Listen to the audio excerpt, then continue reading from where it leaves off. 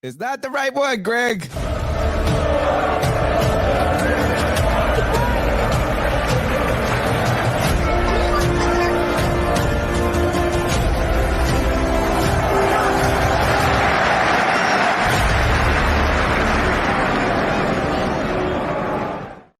Welcome into a Friday free-for-all where Panther fans get to run the C3 Panthers podcast. My name's Tony Dunn. I am going to be the parent of this group tonight.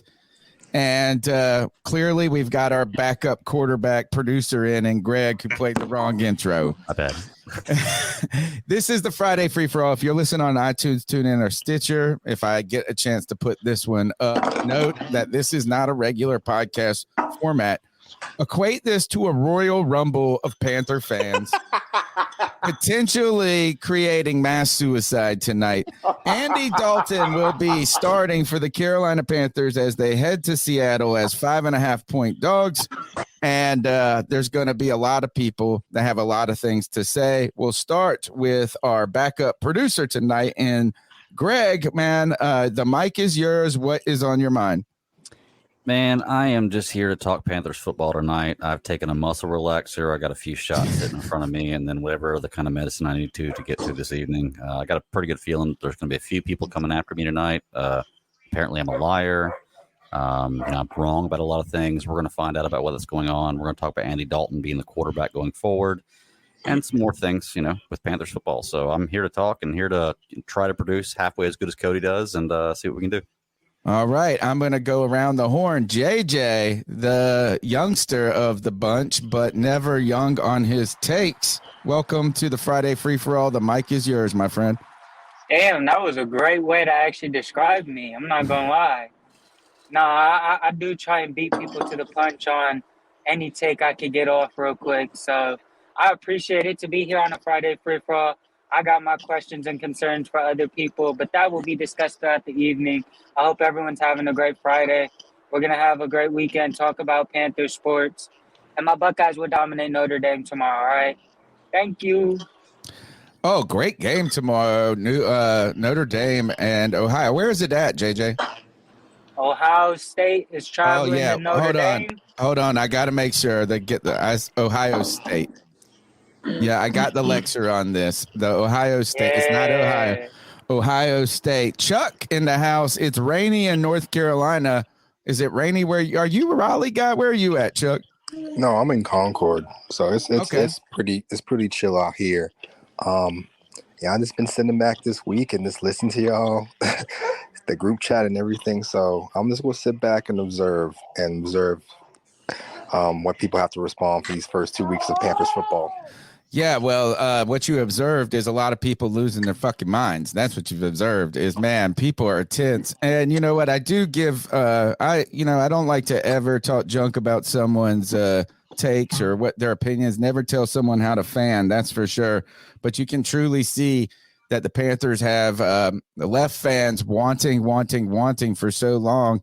It's really hard to be positive when you get any negative information. Evan, Sports Talk, man, welcome to the C3 Friday free-for-all. I hope you brought your boxing gloves because it's a match here. Yeah, it definitely is. It gets pretty intense here, but yeah, I'm ready for another weekend of football, for college football, for pro. Hoping maybe we can get our first win, but we'll see, I guess.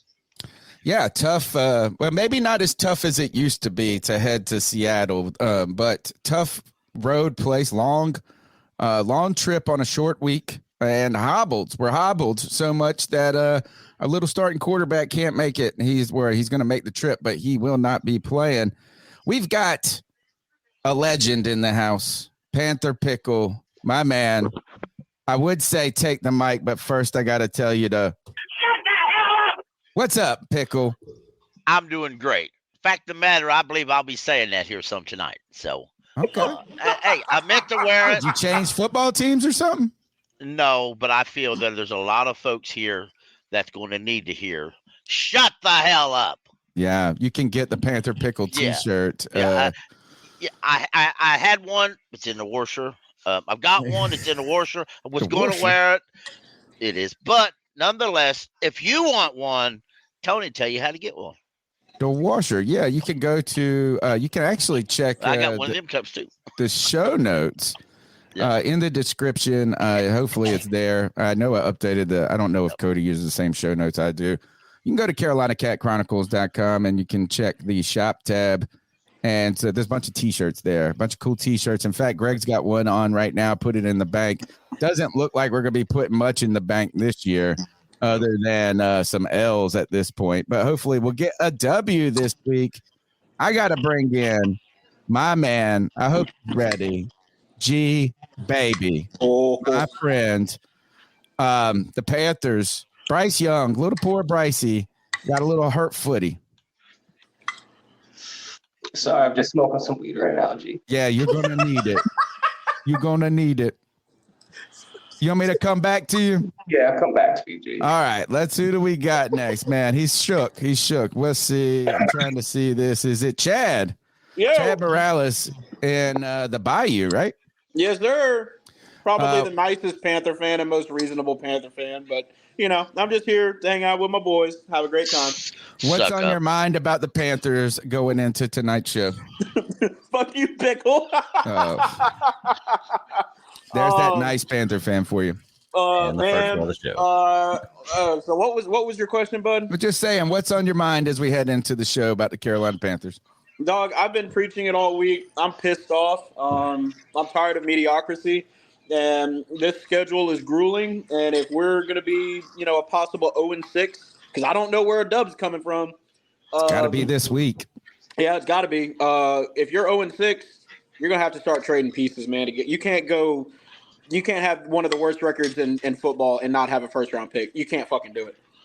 Free agents don't come here. They don't want to come here, so time to go get us a receiver or whatever we need to do. But, yeah. Marvin, before the season, everyone was saying the schedule was so easy, though. Yeah, well, you know what? We weren't ready for how good some of these teams are actually looking. Let's go to Anthony Piccarello in Charlotte. My man, what's on your mind about the Carolina Panthers?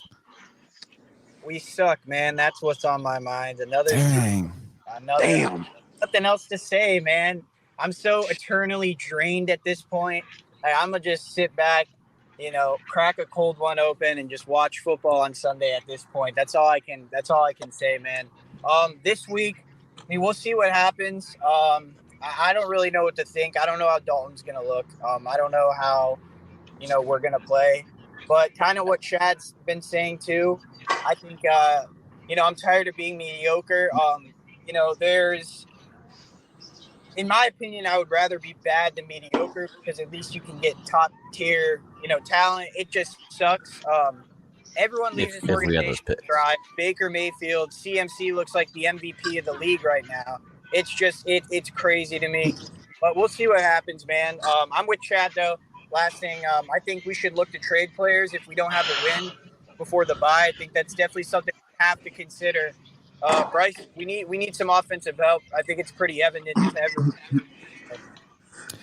All right, thank you. You know what I got to say? That angle on you, Anthony, you got some real Josh McCown vibes going right there. Look at that strong jawline, dude. I was just about to say that, Tony. Do you live in your Anthony? Do you live in your car? I know. I've been told I've gotten a nice jawline, so I appreciate that. Sure. There you go. Well, we've been taking plenty a couple on the chin, so we're gonna have to get you in there for us to handle it. Man, we've got the brand ambassador here, D's Ill Skills. What is up, my friend? Man, just hanging out another Friday night with the fellas. This is going to be an exciting night. Thank the Bat Daddy for joining along with you as well, Tony. Glad you get another chance to host a Friday free for all. This is going to be a pretty wild one. I feel aspirations have been kind of dampered here for the Panthers early in the season with Bryce Young being out. The one thing we had to be the most excited for. It's okay though if we need to vent, have a therapy session. Let's go ahead and do that. Muscles taught me a new term this week. I'm just going to sit back and listen and have some daddy sodas. There you go. Some daddy sodas. Dad's in the house trying to take care of the kids. Somebody said while we were going into the show that they saw Tony being in here like a mom with 10 children losing their mind. Yeah, is that what you said? Well, guess what? This is the Italian dad here, and I ain't taking no shit. This is what my grandpa would do back in the day. He'd be like, shut up, you little shit. That's what he would say to me. All right. Let's start. Let's go ahead and do Before this. you start, Tony, do you want to go ahead and we have 2 super chats? Yeah, already let's before we go end the ahead intros. and bring those up, and we'll tell you guys how to support the show. Thank you to our boy White Chocolate Espresso, my bastard son, aka Kev from South Carolina. He says, "Hope y'all brought y'all's cocktail sauce." Okay, well we got we have shrimp. We're eating shrimp tonight. It's going like you said, you nailed it. It's going to be a Royal Rumble. Oh yeah. And Kenneth, thank you for your participation in the process with $1.99 love bomb there. He said, let's get the dub, guys. # keep pounding. Tony equals Octomom, right, is what Kev says. All right, guys, you can support the C3 Panthers podcast by subbing up, hitting the like button, dancing around. Keep pounding that like button. Keep pounding that like button. Check out our content on CarolinaCatChronicles.com, and don't forget we're here on after every game doing the post game show. And you never know, this week could be the week that the Mega Mingo hits and we give away a Jonathan Mingo jersey to one lucky C3 super fan. For just $1.99, you can support the show as we continue to expand our content. And Cody wanted me to mention this, that the film room has dropped. I think it dropped yesterday for the super fans and was out today. So go check out Pickle and Cody Lack breaking down the film. Let's see where they got to go. All right, I'm going to open with this. Guys, the news has come out. Bryce Young hurt his ankle in the Sunday night game and I guess he's missed practice now on a short week. They decided he will be out. He will not be starting this week. And they say the doctors have said he could miss 1 to 2 weeks. Now, Andy Dalton, the Red Rifle, rain, go away. Red Rifle came to stay. I hope that's not the case. But Red Rifle is going in there, going on the road. The veteran is taking over an offense that has been lackluster. What happens? I want to start with this question. What happens if the Carolina Panthers get their first win of the season with Andy Dalton instead of Bryce Young? I wouldn't be shocked. Nothing. Because Andy Dalton already said this is Bryce's thing. But I don't see a win. I don't see how that's – unless the wide receivers turn into gods. I think that's what it comes down to. I think it also comes down to how the win is. Like if Andy Dalton goes out there and throws for 250, 275 yards, 2 touchdowns, and we win the game, that's one thing. If Andy Dalton goes out there and throws for 110 yards and maybe a touchdown and an interception or 2, and then we happen to win because of defense and the running game, it's different. It all depends on how the game plays out. But there's going to be a lot to be answered for if Andy Dalton goes out with these wide receivers we've said are not good for Bryce Young and he performs. That's all I'm saying. All right. Quiet bunch. Everybody's intimidated by the Italian dad here. Chad says he wouldn't be shocked. My thing is I'm kind of with Anthony, is I don't see this team all of a sudden being exceptionally better with Andy Dalton. I know that Bryce hasn't performed to the level that we had hoped he would be at this point, or at least that we thought he was going to come out and look more polished, a little sharper, or I don't know. We just fooled ourselves into thinking that everything was going to be nice in so many ways. He has not played exceptionally terrible, but he hasn't played well either. And I just don't know if it's that he's left so many plays out in the field that you're like, oh, man, Andy Dalton would have made that. Andy Dalton could have done that. I don't know how Andy Dalton is he going to just be able to come in and have more rhythm with this team and more chemistry, guys? Check it, Gene. I think we're going to win this game. Okay. Because Seattle's missing half of their defense, bro. Seattle is missing half of their fucking defense. I said yesterday I didn't think we would win. Fact is, on the Spaces show, I said on me and D Spaces show, check that out. By the way, it's Monday and Thursday. I said I thought we would lose 28-3. That's what I said. But today I found out about all the injuries and half of the Seattle defense going to be out. We may have a chance to win this game. No, I Pickle, we don't know if will we win this do. game. I We're hope going you're to right, win this brother. fucking I game. truly hope you're right. If but like Greg said, I think it's how you win it. But either way, I think Bryce gets the team when he comes back. And something else that was brought up on the radio and I heard today that I never thought about yesterday.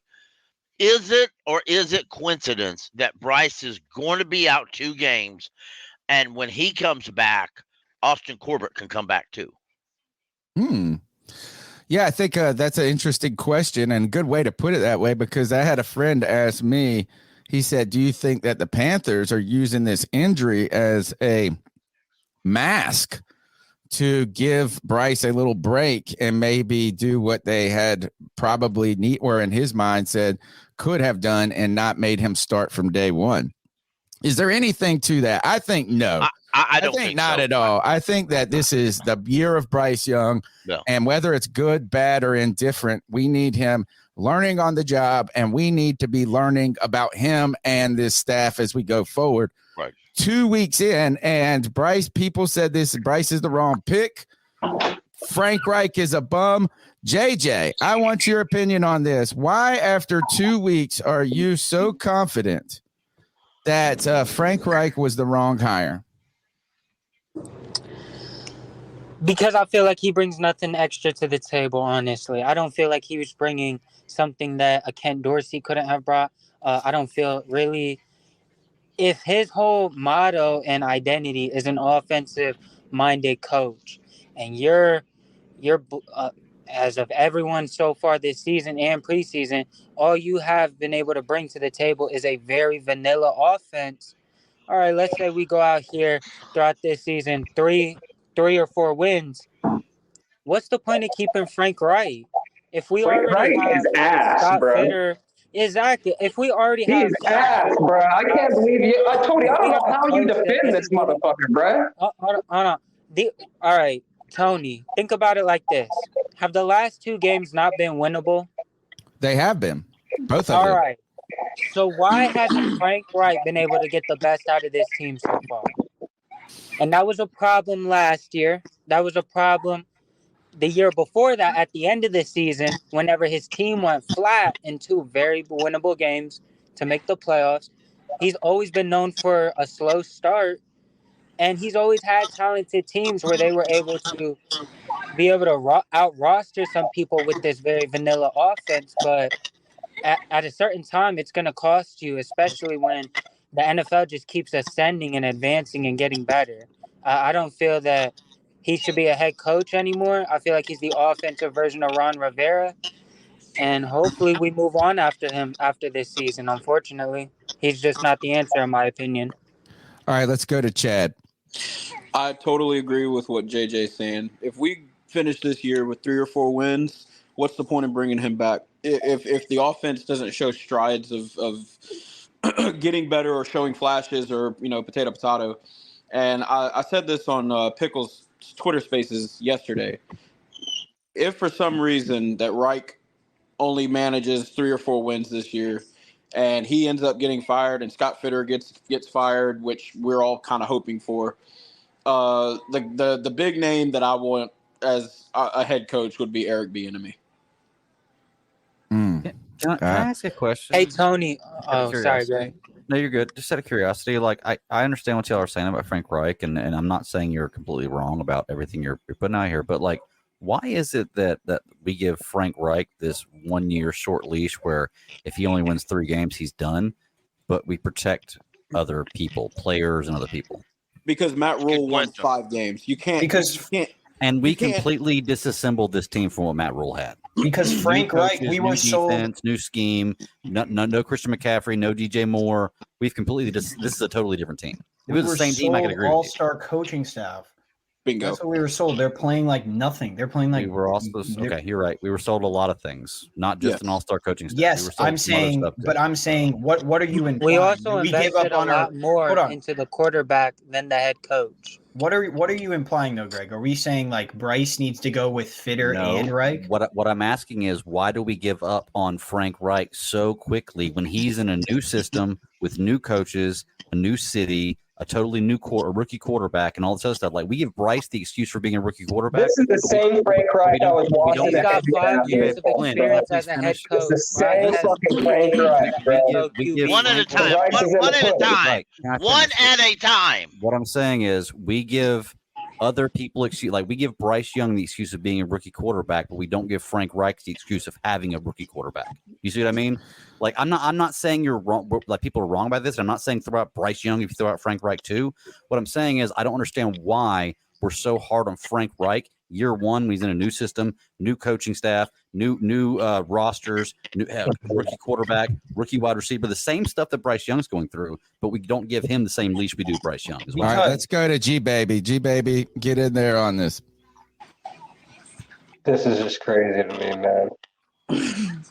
Get him, G Baby. That's all you got? Yeah, G Baby. What the fuck? What's wrong? What's wrong, G Baby? G Baby He's worried about that bet on the OSU game. Hold on. Let's hold on. We got some new people in here. Because I don't believe in Bryce Young. I'm a fake fan, but because y'all don't believe in the rest of the franchise, y'all are not fake fans. And you don't talk. You lie, bro. You lie to the fucking fan base, bro. Tell me how. And that's you do, Trent. You lie to the fucking fan base, bro. I ain't here for that shit no more, bro. You let him prove him out. Okay. All right. We ain't doing that shit, man. All right, Dad's in here now. Let's welcome in Al. Tony, this is the same motherfucker that said Miles Sanders is no different than fucking Christian McCaffrey, bro. That's a fucking lie, bro. That's not what I said. No, that's exactly what you said, bro. And then you said Bryce Young is a shorter Josh Rosen, bro. That's a fucking lie, bro. You come on the fucking podcast lying, and I ain't having that shit no more, bro. You're right. I was a lot higher. That's not right, bro. That's documented, bro. You know what? He ain't the only one. He ain't the only one on this program that has lied. Okay, every time somebody, you're not lying. My point of the matter is, I said that Sanders had a better year last year than Christian McCaffrey. No, that's not what you said. That was a lie. So that's not what you said. That would be a lie, Junior. That's not productive talk, children. That's not productive talk, children. Tony, we came up on a guy that had 1,000, That would be an incorrect statement, Greg. It's false because CMC got like what 600. You're gonna need 2 more of those. Like, no, there's nothing false about saying that CMC did not have. No, I think it's a fair point. First is that Cody has been one of the people that too. Look, everybody was bitching about Christian McCaffrey's contract and all of that, and you don't build around a running back anyway. So I think he's not just a running back though, Tony. He's a wide receiver as well, bro. I was the same. I was a generational type back, Tony. But this is the typical Panthers, bro. We can't get shit right, G. Like, how the fuck do we dismantle our entire offense and bring in the #1 pick and a quarterback and be like, hey, okay, go pull Cam? That's what we did with Cam Newton, bro. Let me get this off. So let me get that, Greg, bro, because Greg, I know you love basketball, bro. LeBron James. Go look at LeBron James, bro. When LeBron James wins all his fucking championships, bro, what's he surrounded by? Fucking shooters, motherfuckers that can shoot the ball and help him win the fucking game. Bryce needs to be surrounded by aliens where he can dump and dink, be fucking Steph Curry of the fucking NFL, bro, and get the ball around. That's what he was doing at Alabama. We don't have that here at Carolina, bro. Can't do that. Can't do that overnight. All right, hold on, guys. Let's welcome in Al for Panthers. Man, the Panthers start out 0-2.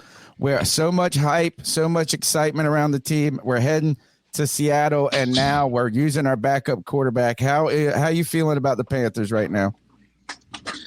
Not good. I'm actually just filling in for my proxy, Alex, today. He couldn't make it. He's actually working. So, okay. But, yeah, I'm more here just to hear your guys' thoughts. All right. Well, you're going to hear a lot. You said he wrote in the private chat that, man, it's hostile in here. You haven't seen nothing yet. The Friday free-for-all, they haven't even started coming off the turnbuckles yet, my man. This is child's play. Let's go to Anthony. I don't tune in all the time, but this is a different type of podcast, right? Is the Tuesday night show is a traditional podcast show, right? The Friday free-for-all is its own entity. It's something that Cody created to bring in every single fan, any open opportunity for contribution. And you can get up to 10 people in here, and people are passionate, man. They're fans and they're fanatics. Can we go and to I Miranda think now? the fact that Anthony, you wanted to say something. And I'm going to go not back. I want to address something JJ said after that. Okay, no, I go by Miranda now. I've lost my sanity, man. I'm just fucking okay. Listen, the reality is that the reality is here is that we were sold. There's literally clips you can pull up where Scott Fitter sits down with people and tells them we built this roster to drop a rookie quarterback in. That was the biggest bullshit lie I've heard. That was worse than what Marty Herney said. So to Greg's point, as much as you want this rookie quarterback to be able to carry this system, it's on the coaching staff for bullshitting us. They told us this was a rebuilding year. We still need pieces. We're still like a little far away. We wouldn't be in this situation, but we were sold this division sucked. We were sold that we had the pieces in place. We were sold we had competent coaching. We have none of that. That's the problem here. Like, look at everyone else in the NFC. Like, I know you say like, well, we can't shit on the organization and not Bryce because this organization has let great players walk and not got the best from them. Like, look at Baker Mayfield right now. CMC's in the MVP conversations after 3 weeks. Like, this is serious stuff that we're talking about here, man. That's my problem with this. If we would just take a year back, the organization like institutionally told us this is not going to be a year where we compete. No one on this panel would be upset because we already know what we're expecting. We always half-ass rebuild, bro. It's always let's go, bro. It's never let's sit back and fucking chill. Let's fucking take our lumps and our bruises and let's move forward, bro. They're always go, bro. And it's not working. Let me ask you this then, G baby. If we and I do think there's some truth to that about the never like fully just knowing what you are. What should the Panthers have done and how should they have done it? Oh, before you answer that, guys, because I am not the man, the myth, the legend, and Cody Lashney, when these extras come into the green room, if you guys, I don't know, I'm going to be asking you if you know these people because I ain't trying to see no dicks on tonight's show. So do you guys know this guy, by the way, Jared? You ever seen him? Does he have his camera on? Yeah. Jared, in the chat, you got to do this is tell me who, tell me one offensive lineman for the Carolina Panthers. No Googling. I got to make sure only because I've been suckered. Oh yeah. Some of the people that have tell us an agenda. Is it the one dude from Twitter? His name's Jared. I think I know Jared. I don't know if any of you. We're gonna go for it, guys. We're gonna go for it. If we say Jared, Panthers fan or not? Oh, okay. There you go. Hey guys. I'm a Broncos fan, but I'm just curious. Yes, he's a Broncos fan, but he's been here. Let me just tell you why. I am subbing in for Cody Lashney, who has been doing this for 2 years now, I feel like. And we have been bombed. And so I gotta just no, it's okay. I didn't think you were. I just gotta make sure. Welcome to the C3 Friday free for all. What we're asking right now is what is a Denver fan interested in the Carolina Panthers for? It all started with watching PJ Walker because I like the XFL. So I was following him, and then I found your guys' channel, years ago, and I have like a curiosity to see how this Bryce Young situation is going to pan out. I follow you guys. Sometimes I want to root for you guys. Sometimes I don't want to root for you guys and see you guys suffer a little bit. But I want to ask you guys, how are you guys going to stop Kenneth Walker III at running back when you guys had issues with the Atlanta Falcons and their running backs?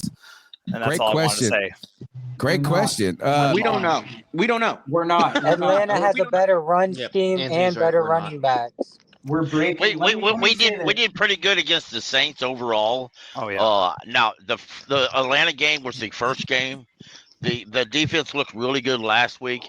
I don't expect any drop off on our defense. Okay, and then Tyler Lockett's still going to be playing, I'm sure, at wide receiver. He's going to cook us. Yeah, that's the guy. Go for prize picks. He's my prize pick for the week. Is Tyler Lockett on the more What we need to do with Lockett is hit him hard enough because he's often injured anyway. We need to hit him hard enough to make him think he's going to get hurt so he don't burn us too bad. Okay. The only way we're going to beat him is by cheating. That's the work. only way we're going to beat Tyler Lockett is by cheating anyway. So, all right, I got a question for you before you run. All right. Yeah, I was just wanting to chime in on that. You can hang it out as long as. Here is my question for you. And G baby, man, I really fucked up this trade thing in the dynasty with you. G baby was trying to help my team, and I was just like, nah, don't help me. But one guy I held on to was Marvin Mims. I said, I'm not letting this guy go. Yeah. Can I start him this week? He cooked the Commanders for one half.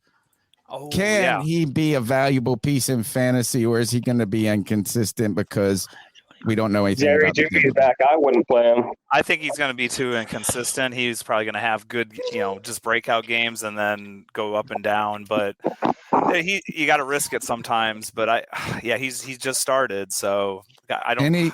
Your thoughts on heading to Miami? Do you guys have a chance? No chance. No, not with Waddle and Tyreek Hill. You got to just admit when the Dolphins are too good like that on offense. Damn. So they're too fast. Tyreek. The Broncos defense is bad this year. It don't matter. We're not going to be. They're going to cook us. Okay. I'm interested. I tell you this is I hate Russell Wilson. I always have because he went to NC State. But and I'm an ECU guy from North Carolina, and I'm almost feeling sorry for the dude at this point. Yeah, he should have retired or something. I didn't know. No one expected the drop off that he had last year. I mean, a cliff. Insane. Cliff. Exactly. He's still better than Deshaun Epstein, though. He's better than him. I don't even know who that is. Deshaun Watson, the quarterback. He said Epstein. Oh, you're tripping, Anthony.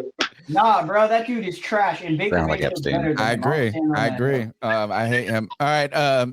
Let's go back to G baby on this because I think you had something. There was something to this point, and that is the Panthers don't full rebuild. They're always in a partial building. Yes. We're renovating. We're renovators, not rebuilders. G baby, how could we have done this better? Well, I'll give you what we could have, and then I'll give you what we should do right now. Okay. All right. Perfect. What we should have done. Okay, can I ask you guys something? What did we get for Christian McCaffrey? Can anyone tell me? Nothing. Third, fourth, and second, third, fourth, and fifth. I don't even know what we got for Christian McCaffrey. Bro, it hurt my fucking soul watching him play last night. Bro, it did. McCaffrey's the best player in the fucking league, bro. It's terrible. He's worth at least a first-round pick. At least. That white boy is so raw, dog. Like, man, dog. Like, fuck, man. All right, G baby, tell him what we should have. Tell him what we should have done was kept Christian McCaffrey and DJ Moore. That's what we should have fucking done. Okay. And traded Brian Burns. I would have. Hindsight's 2020 now. Now, when I see JC fucking Horn, he's not the best ability is availability, and he's never fucking available. That's a top 10 pick. Everyone can shit on CJ Henderson all they want, but at least he's on the fucking field, bro. Like when JC Horn's in the game, though, I can tell the difference on the defense. Like I'll give him that. Like when he's actually on the field, I look at the defense. I'm like, damn, bro. Like we got some shutdown, DBs. But like, when he's off the fucking field, it's like, what the fuck? But I would have rather traded Brian Burns and JC Horn to fucking Chicago rather than fucking. I want to add on to that too, because a lot of people aren't realizing. We restrained ourselves with dead cap trading CMC and DJ Moore because they were on new contracts. They were on new contracts. Yeah, all the dead money.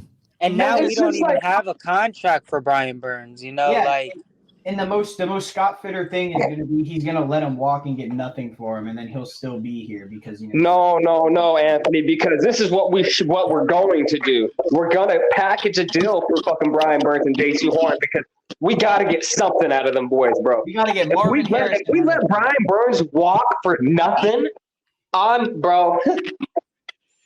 I think it would be foolish to trade JC Horn at this point. I think you have too many sunk costs in him for a number 1 draft pick and then so little. You got to get the price line as high, Tony. It's gonna continue to drop. Here's Tony. the thing, Tony. Here's the thing. At this point, I agree with everything G and JJ have been saying. Let's just rebuild. Who cares? We aren't going to go to the playoffs. We ain't going to no Super Bowl, bro. Let's actually build something. And then every season we'll be like, okay, we're building. Like, we're not going to be told that we're trying to win with this half-ass team.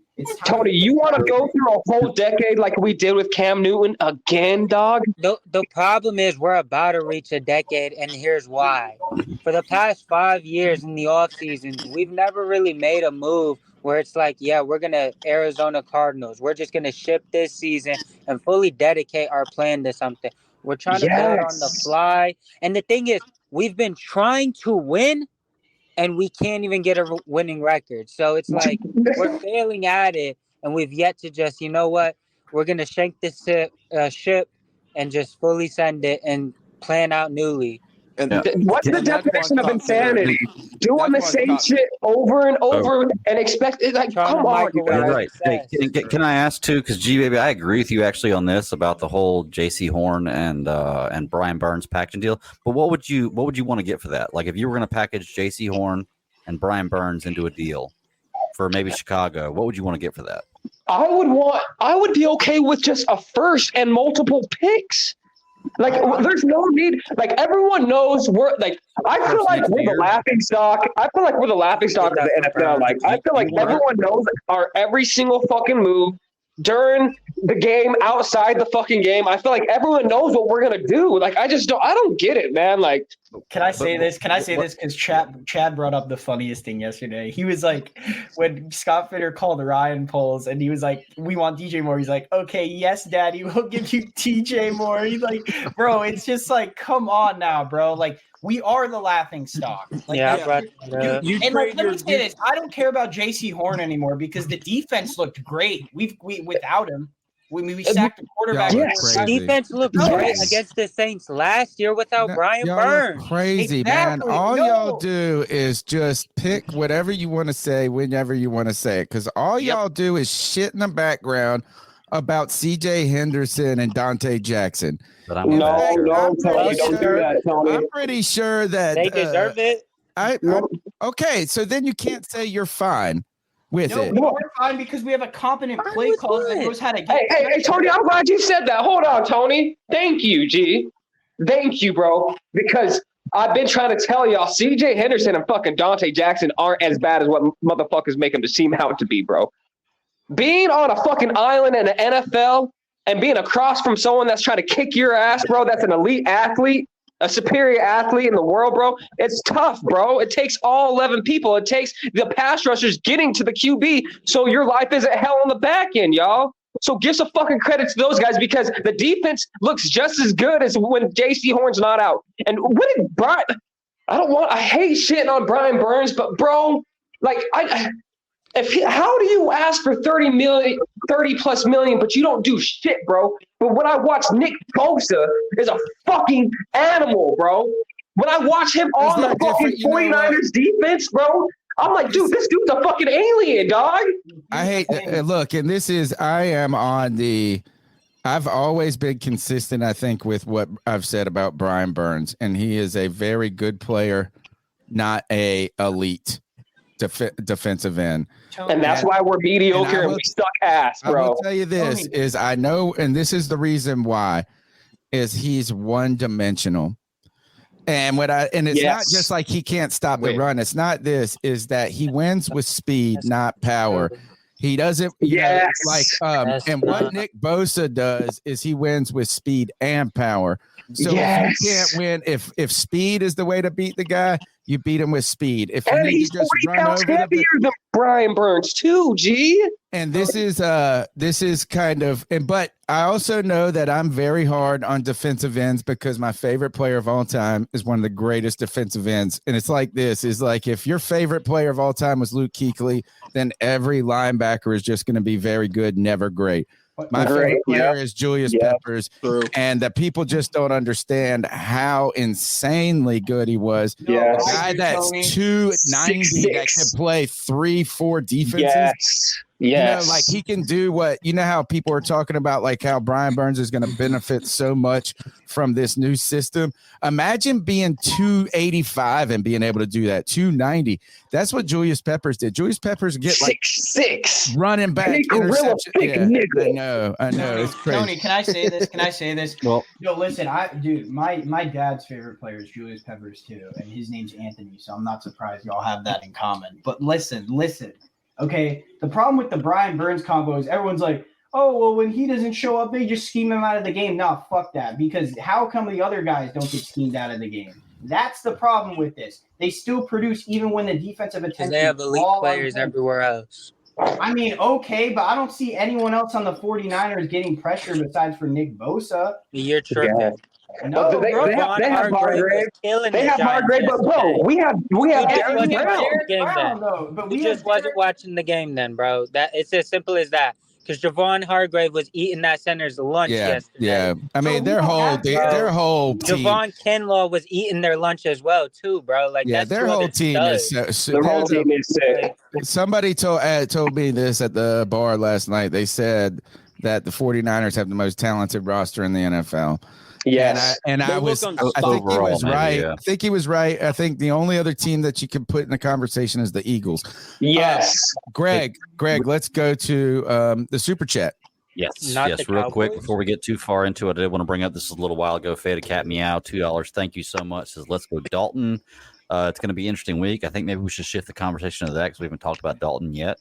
Well, I do want to actually, but right before we do that, I want to make my point. I think you guys are wrong on. I'm not a JC Horn lover. Like 2023 wasn't a good year for the Carolina Panthers, but I'm trying to make 2024 a better one for myself.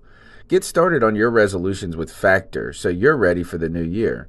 Factor's ready-to-eat meal delivery takes the stress out of meal planning and sets you up for success in the new year. Skip the grocery stores, prep work, and cooking fatigue. Instead, get chef-crafted, dietitian-approved meals delivered right to your door. With over 35 meals to choose from per week, including keto options, calorie smart, vegan plus veggie, and more, plus over 55 weekly add-ons, you'll have a ton of nutritious and flavorful options to kickstart your resolutions. Skip that overpriced takeout trap. Factor is cheaper and way more delicious than takeout. Get chef-crafted, restaurant-quality meals delivered right to your door, and they're ready to heat and eat in just 2 minutes, which means more time for you. Head to factormeals.com/C350 and use the promo code C350 to get 50% off. That's code C350 at factormeals.com/C350 to get 50% off. Everybody, that is like, oh, he's elite. He's a seatbelt. I don't think trading him is going to get you enough. I think you just got to hope. I agree. That, and if you do want to trade him, if that's what you really think the answer is with that player, then you really need him to play one healthy season and then trade him where you get some value. Because would you take a third rounder for him? But here's the thing, Tony. I don't think so, man. I don't think so because we're not even dressing our third rounder from this year. You're not getting a day 2 pick for JC Horn. I'm sorry. You're right, JJ. You're going to be real lucky to get a third round pick. Real lucky. You're just hoping. Tony, you're just hoping that he's going to stay healthy again. No, there's nothing in our evidence that has shown that he's going to be healthy for another season. Listen, I get he's a dog, but listen, here's my thing. Going back to the real problem with this is the Brian Burns thing, because they still haven't paid him, which either means 2 things. 1, they're dysfunctional, which, I mean, that could probably be the answer. Or 2, they may be trying to trade him. You never know. Like, you realistically don't know, because other than that, you already turned down a trade for him. So why haven't you paid him? Like, I get you can just franchise tag him again, but at that point next season, he's not going to want to play. Like, if they're just like, yeah, we'll franchise tag you, he'll sit out. He'll literally sit out.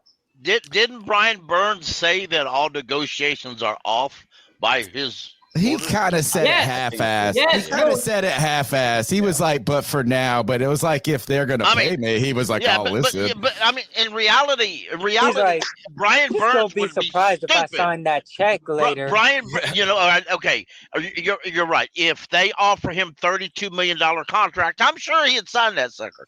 But let's be real, Brian Burns, right now, they're probably not offering him at most 28.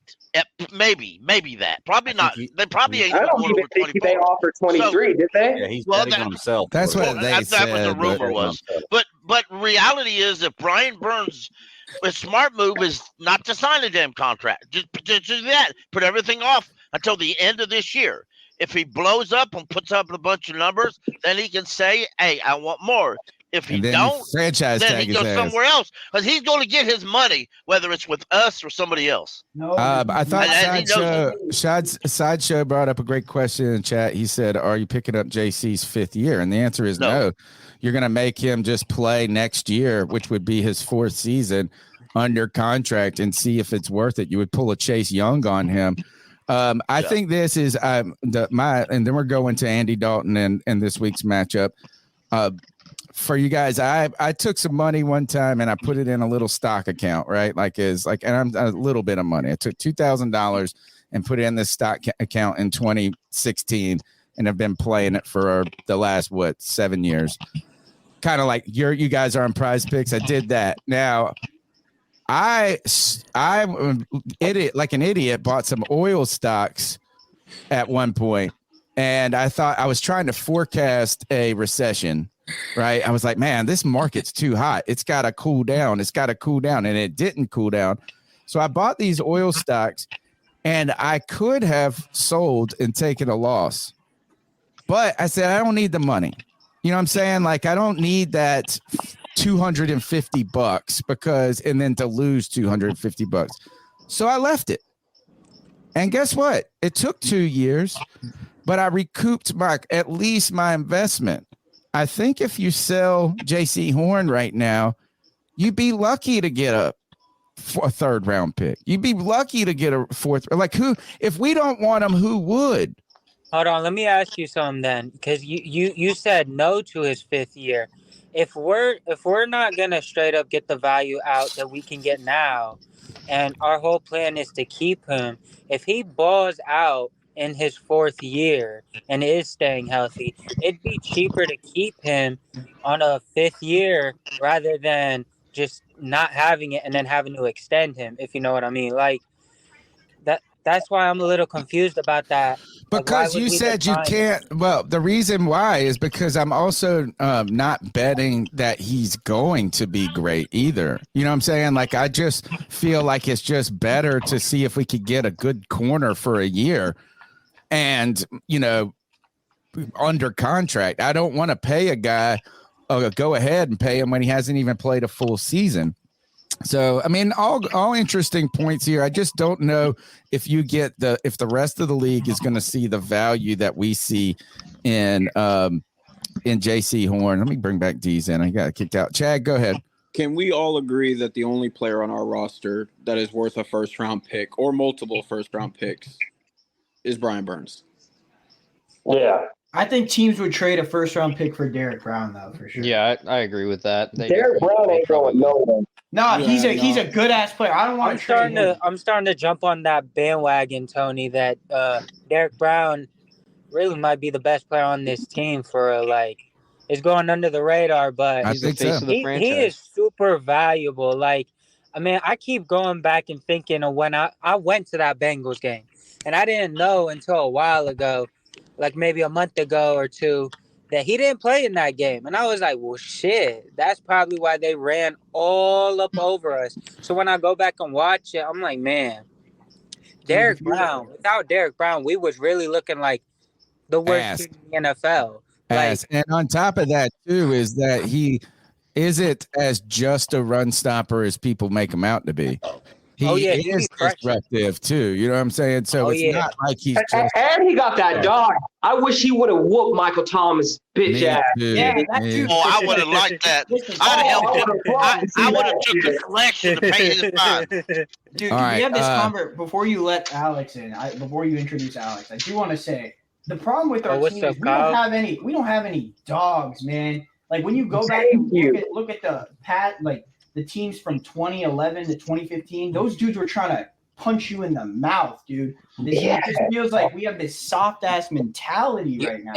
I remember when Derek Brown got to training camp in the beginning of this season, he said he wanted to win.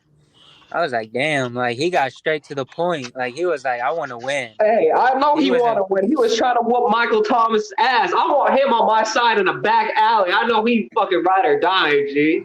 All right. Derek Brown's a fucking dog, bro. Let's do. I think Greg made a good point. Let's circle this conversation to something that is a little bit more immediate than trading people down the road. Before you do, can I just go ahead and mention real quick? 104 people in the chat room. We have like 39 thumbs up. It's free. It's very simple. If you're in this chat room right now, you must like the show. Just hit it for us. It helps with the algorithms. It's really good. Just thumbs up the show. Yeah, thank you. Yeah, come on, guys. It's free. All right, let's go to Kyle. Yes, Kyle, sir. welcome to the Friday Free for All. Jump on. We're tagging you in right now into this match. It's Let's go. The dad's here, so it's not as I guess cantankerous as it can be when it comes to with Cody in here riling those kids up. The Carolina Panthers are heading on the road to Seattle. They're 5.5-point dogs, and now the Red Rifle is taking over. Tell us what you think about Andy Dalton and Frank Reich trying to sniff out their first win on the road on a short week. All right. So thanks for having me. Happy Friday and glad to be on. And excellent. Hello, everyone. So my thing is Andy Dalton only has to be a game manager, but these wide receivers have to get open. And if they can even prove that they can do that, we might be able to do something. But like everybody's been saying, Seattle's defense is half hurt. So we might have a good chance. But, when we played in joint practices, they played against the twos and didn't really do that well either. So now you brought up something that's interesting. And maybe I'm not as jump off the ledge just yet when it comes to the coaching staff nor the quarterback that Twitter can be, right? And it's fine if people are like that. But I hear over and over that there's no weapons, that there's no separation. And I hear that's so much of the reason that there has been a lackluster offensive performance. You brought that up. Why is it that people all of a sudden think that the offense can be significantly better with Andy Dalton? I don't think it's going to be much different I don't think it's been Bryce making bad decisions. I think it's just been nothing has really worked. Last week, the running game didn't work. The week before, we had a couple of turnovers that were from a rookie. Like, it's just nothing's gone right at all at the same time. Why do people think so much that all of a sudden Andy Dalton is going to take this team significantly to a different level? Or am I making that up? You are. No, you're not at all. You're not at all. No one said that. No one said that. No, not on this show. Tony. I feel like I see that all of a sudden people are like, here it comes. Well, the dude, win. you're trying to listen. If the Panthers are smart this week, they'll pound the rock because Seattle is like us. They can't really stop the run. That's like always been kind of their they were bad we beat them last year. Yeah, exactly. Right. If Frank Reich's smart, he's watching the Steve Wilkes tape right now, and he's like, okay, let's run these type of runs. But he's not. Yeah, but he's not. He'll throw like 30 times at Dalton again, and then he did that last week. He ran the Steve Wilkes tape. Dink and dunk your way down the field, and then we'll give it to Chuba when he's 5 yards behind the quarterback on a 4th and 1. I just don't that 4th and 1 and that 4th and inches shit. Bro, do you guys not watch the Eagles, dog? Like, bro, it's almost damn near automatic to have the QB underneath the fucking center's ass and have We don't have fucking Hall of guys push Famers him on into the our offensive offensive line. line. Yeah, we don't have Hall of Famer. Bro, Bradley Bozeman's been getting his ass kicked every week. Bradley Bozeman's Bozeman was a bad re-signing. We Here's should the have cut. We should have let that son of a bitch walk. We re-signed He's a him fucking because waste. guess what? It was another fantasy la story tell No, the Cinderella reason why storyline, bro. He was so You should connected have to the drafted John fans. Michael Schmitz. It was another match I made in agree, heaven, Evan. I bro. agree. It was another match made in heaven. Ooh, the fans love him. Let's keep him. Wasn't The John worst- Michael He really Schmitz at wasn't that good pick at too? pass protection Yes, last. and the thing is that it's crazy. Austin to me Corbett how saved the players. Listen, can I just mention this before I let Kyle go, because we didn't really let him go. But listen, the problem I have with the drafting is that like we are like every year on this panel, like for the past 2 years at least, we've called out dudes that are dogs in the draft, and they've passed on a lot of dogs in the draft. And guess what? They turn out to be dogs, and the players they draft turn out to do nothing. So why can't we be the scouts, bro? Like, come on now. Micah Organization Parsons. needs to do better, bro. Fucking Micah Yes. Organization needs to do better. Kyle, man. Right there with you, bro. Oh, I swear. But All right, no, go so ahead, like, Kyle. Go ahead, Kyle. but what I mean by that, Tony, is like I don't know if dink and dunk is what the offensive plan is going to be, because Andy Dalton doesn't have to dink and dunk. I mean, that might be the offense that they have schemed for Bryce Young to grow and succeed in this league in his first season. They may have a whole backup plan, like, okay, this 13, 14-year vet can throw some crazy styles that we can throw in there real quick, game plan this, maybe 10, 12 plays that they could use specifically with Andy Dalton with his experience that maybe schemes these offensive weapons that we have. Hey, Kyle, open. hold on. Hey, Kyle, and if that's the case, I'm not going to lie. If you hold him back the playbook from the quarterback we just drafted because he is so smart and above and beyond, and that was the whole reason we drafted him. Bro, I'm not going to lie. That's a fireable offense for holding back the playbook. I was about to say that. Like, get up out of here with that. Come on, bro. What are we doing? That's a good point. I'm saying it's bullshit. Yeah, that would I be, get that it, would be but crazy, dude. Like, if Get that man up out of here. I'm just saying if we win the game, what happens? If we win the game, what happens? Then it shows off how we put up 28 points when Bryce was only able to get 300 to 400 yards. So like, actually, that's the question I want to ask you, Alex. Kyle, excuse me, I just was texting about Alex in the background. If the Panthers were to win this, what does it do to the storyline about Bryce Young? It makes everybody question whether he needed to sit or not. I mean, that's a great answer. Great answer. I'm glad that's a very intelligent answer about that question, because the question could have been is he the wrong pick? Right. That could have been, but no, I like that did you thrust him into a precarious situation? Right. Deez, did you want to comment on that? Yeah, I can jump in here, Tony. That's fine. It feels like that most of the conversation revolves around a 3 or 4 win season. And at that point, I get it. Fire everybody, whatever you want to do, restart, trade Brian Burns, all that makes sense if we only win 3 or 4 games this season. I don't think that's going to be the case, though, guys. I mean, we're just going into week 3 here. We got plenty of time to see this play out. I do think we get the win here in Seattle just because we're due.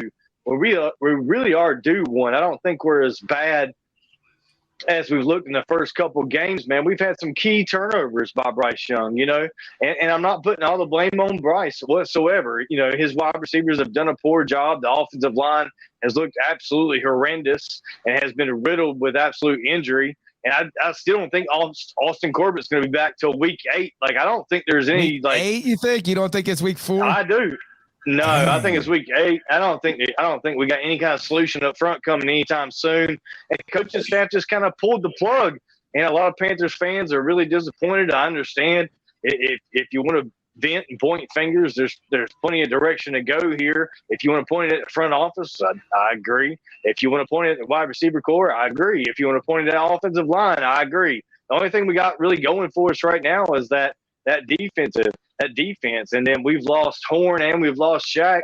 So who knows what they're going to look like coming up Sunday. I understand being worried about this game, but it's hard to say that we're not going to win seven games this season. We really might end up there, or 8 wins, and it's a slight improvement over last year. And they may hold the front office. And if you wanted to fire Scott Fitter at the end of last season, I would have been fine with that, bringing in a new coach. But the fact is they didn't. So it's going to be interesting to me to see what they do, and all these scenarios are as well. I'll go ahead and hand it off back to you guys. Appreciate it. The problem is that we were promised. The problem is that we were promised that all we were doing was literally dropping Bryce in to just go. Like they were formatting this team to literally just put him in place and then just go on and win games. That is what we were promised, and if that's not taken care of, or if that doesn't happen or doesn't come to fruition, then you got to get rid of Scott Fitterer. And the 3-4 defense is trash, bro. No, the 3-4 defense is horrible, bro. They haven't been terrible. They haven't been great, but not terrible. Man, it's been the same story for the past 3 years with our defense. Better than the offense. No, they're on the field so much they get burned out. Like, that's it. The problem is no matter what the scheme is. Yeah, the problem is that I just think that Frank Reich and what we brought, I don't know. It's very disappointing to see this because listen, if we win 4 games, here's my thing with this. I think that Tepper clearly has less patience because even though, yes, it took longer than expected to fire Rule, he's going to fire Frank Reich when he feels this team is going to shit. Because, 1, Frank Reich only has a 4-year deal, and 2, Tepper was literally sold that this coaching staff was elite, all this and that. That was going to be part of our offensive analysis, is that we have the coaching to overcome the skill position. But the truth is, we're not looking like the Rams right now. We're not looking like teams that have little talent but can get over it because they have great coaching that put in great game plans. I'm on the fire Frank Reich if it's a 4-win season, because what we were sold, and another reason why I was so excited for Bryce Young was because they were gonna elevate his game by being great coaches, but I have seen nothing from him. My last straw is I hope to see Thomas Brown, which is probably not going to happen because Reich already claimed he's not the play caller. I mean, the play calling isn't an issue, and that's why his new name is Frank Rule. He is Frank Rule. You have to put the blame on yourself when you lose a game. You can't say, no, I was doing everything correct. No, it's fine. The play calling's not the issue. That's my problem with this. Greg, I was going to say, I agree with you, Anthony, to a certain extent, because you're right. The coach does have to take blame for this, and he's the head coach of the team. He's got to take blame, but so does the quarterback. You can't take all blame away. I'm not saying you are, but I'm just saying the quarterback does too. Take blame for this. Here's my thing is I giving up so much for Bryce Young. I feel like Bryce Young can be a good quarterback going forward. I don't know if he's the best quarterback for Carolina right now. And if this week is a litmus test for him, because I don't disagree with y'all that we have a bad wide receiving core and that we do not have a good offensive line. I'm not disagreeing there. But should Andy Dalton come out there this week, and we need to see this, Andy Dalton can throw 500 yards and 5 touchdowns, and he's still not my fucking quarterback, bro. Okay, I'm not saying he's my quarterback. Whoa, you're taking it to extreme. I'm not saying that. No, so I can see where you're trying to go with this, bro. You ain't slick. You ain't pulling that shit out. It's not slick. Now what the hell are you talking about? G-Baby, sit down. No, I see what you're doing. I just call it out. Just call it out. Let Greg get the hell up, G-Baby. I was going to tell you to do that. Let Greg talk. You have to do that shit. Yeah, that's how you know you're losing an argument. Hold on. Let Greg finish what he's trying to say. All I'm saying is, should Andy Dalton go out there this week, win or lose, and throw for 300 yards and 2 touchdowns? does that not put in question us giving this wide receiver core and offensive line all this shit? Does that not put a little more blame on maybe Bryce not being ready? Not saying he's a bad quarterback, not saying he's terrible or he's a bust, but maybe does that not put a little more blame on Bryce Young if Andy Dalton could do it and he couldn't? I'll answer this is that these are this is the problem is all of our opinions and all of our emotions have been based on speculation. And so this is another speculation moment. We've seen stuff. So. Right. No, but like here, and I want to ask, and I'll ask the panel, you guys can figure it out how you want. Is it possible that we have in the past over this past year and are right now rushing to judgment too fast, rushing to judgment about the quarterback, rushing to judgment about the coaching staff? We're 2 games in and we've already made a decision that Frank Reich was the wrong hire. I mean, I look, we're 2 games in and there are 2 games that were winnable. And you're sitting here going, man, we're going to fire Frank Reich, Scott Fitterer, and then bring in another coach, another GM, and pair them with a quarterback that they didn't pick. Guess what? Then the narrative next year is going to be, oh, well, I got this little quarterback. I would have picked Anthony Richardson. No, because Tony, we would do what the Bears are doing with Fields right now. You give him weapons, you make him show that he's a pocket passer, and he's not proving that. So they're like, okay, we'll move on from you. So if this coaching staff and this GM is out, I would be okay with bringing in new guys, giving Bryce some help, and then really evaluating him from that point. And if he isn't the guy, then you can always go draft another quarterback, which I think Bryce Young is still the guy. Yes, I don't know. I think our problem in both the negative at this moment, but also in the positive, but going into this season, is we rushed to judgment that these guys were going to seamlessly find success from the beginning. And that really has been Greg's central point, is that we all just acted as there was no question that this could not fail. And what I'm saying is we're 2 weeks in and we have already abandoned ship.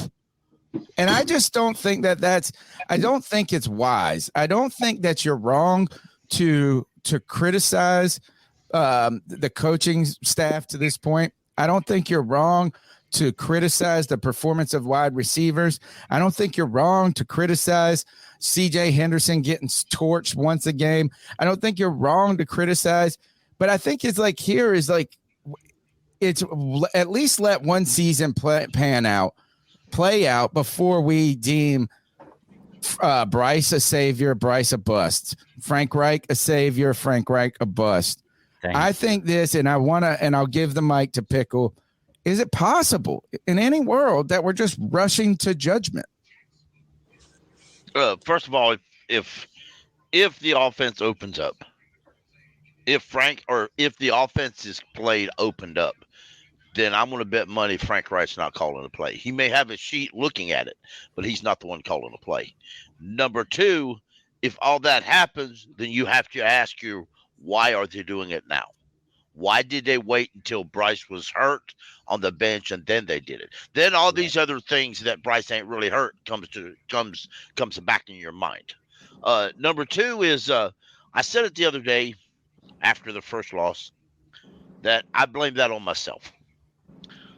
I've watched too much football in my life for me to be fooled like I was this offseason, to be led down a path that we're going to the playoffs. Whether the GM sold it to me, whether the head coach sold it to me, whether anybody on the internet or not sold it to me because how great these players bring it in. I've watched too much football in my life. I blame that on me because I shouldn't have been fooled like that. I know better. And I think that everybody on this panel and folks on the internet needs to think about that.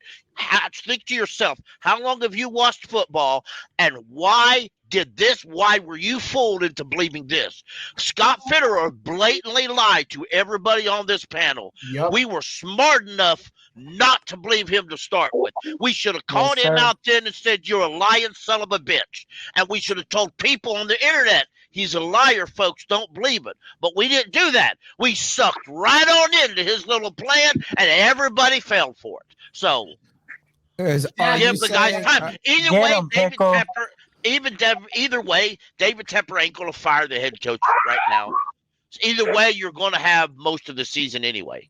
Was the lie that we were just a quarterback away? Yes. Was that the lie? Yes, absolutely. Yes. Dude, that is the lie. If Scott Fitterer would have said something Marty Herney would say, well, we're adding talent in and we'll just have to see how things work or develop. We feel good about what we've got, but I don't want to make no predictions. Then people would have been carried. I mean, some folks would have been carried away as they always are, but the majority of the fans literally took what Scott Fitterer was selling to heart. They really believed that. Can I add on to Pickle? Because me and Pickle were telling the one thing me and Pickle have agreed on is Scott Fitterer's trash. And we got flack for it. People were saying we're crazy. People were saying we weren't real fans. We were just telling the truth. We didn't see through his bullshit. And now everyone does.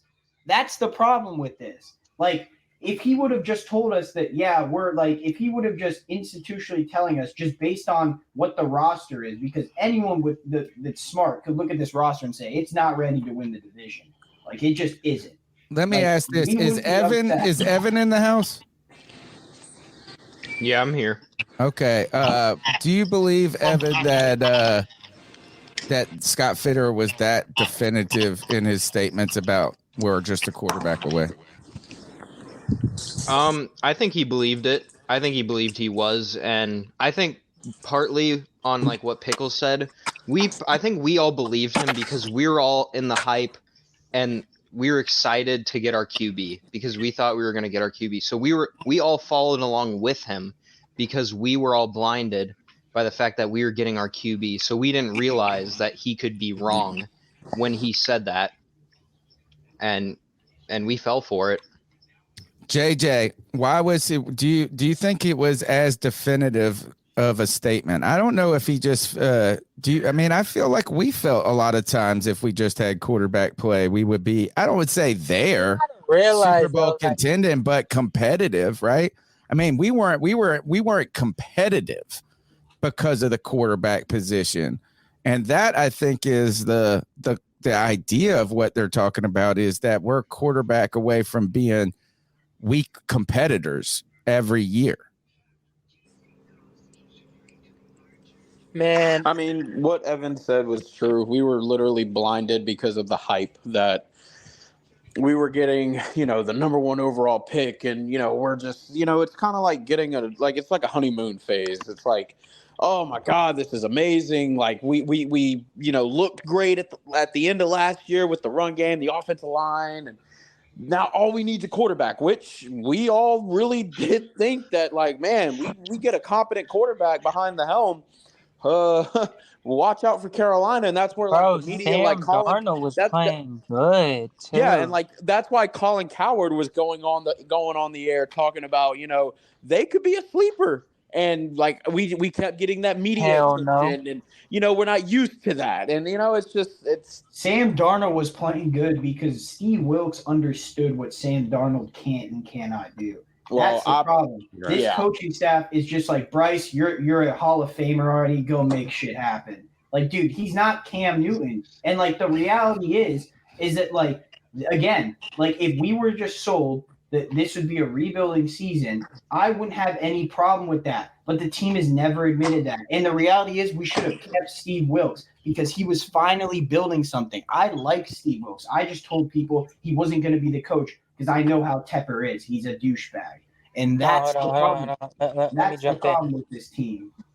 Hey, Tony, hold on. At the end of my call, when I said I apologized to Steve Wilkes, you said you disagreed. And I just want to make it clear. I wasn't saying we should have kept Steve Wilkes. I was just apologizing because all last year, I was like, this is some bullshit. What he's serving us is some bullshit. I wasn't buying any of it. I was like, bro, our defense is the exact same and you're a defensive mind. The only thing that improved on why we were winning games was the offense. I wasn't really giving him no credit, which is why I apologize, honestly. I heard you on the Spaces last night. I thought you made some good. I heard you on the Spaces talking about it, and it's more the leadership quality than than the what he individually gives you as a play. I'm not all out. I'm not out on Frank Reich yet. I'm not going to be for 2 years. I want to see. I want an offensive minded coach and see what it does for us. I understand 2 weeks in that all of a sudden he's not some super brain offense, but he still is an offensive guy. And on the other hand is we can't only sit here and shit on Frank Reich if we're going to also say that the wide receivers are trash, that the offensive line is trash, right? And I think I do think Frank could have definitely handled that Saints game. I think that was a failure on his part. I understand that. Like, I don't think that was a good look for him. But I also think, too, the week before, our biggest strength was running the ball.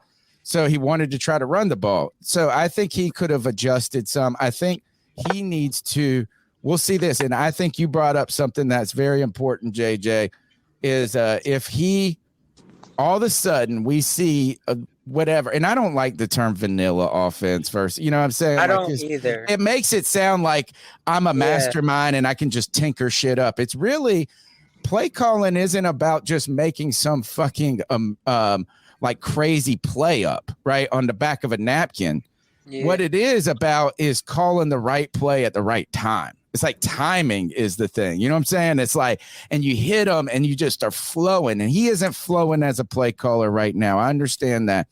But I do agree with you 100% is that all of a sudden, if this offense looks significantly different from a play calling perspective, which I don't think it's going to. Me neither.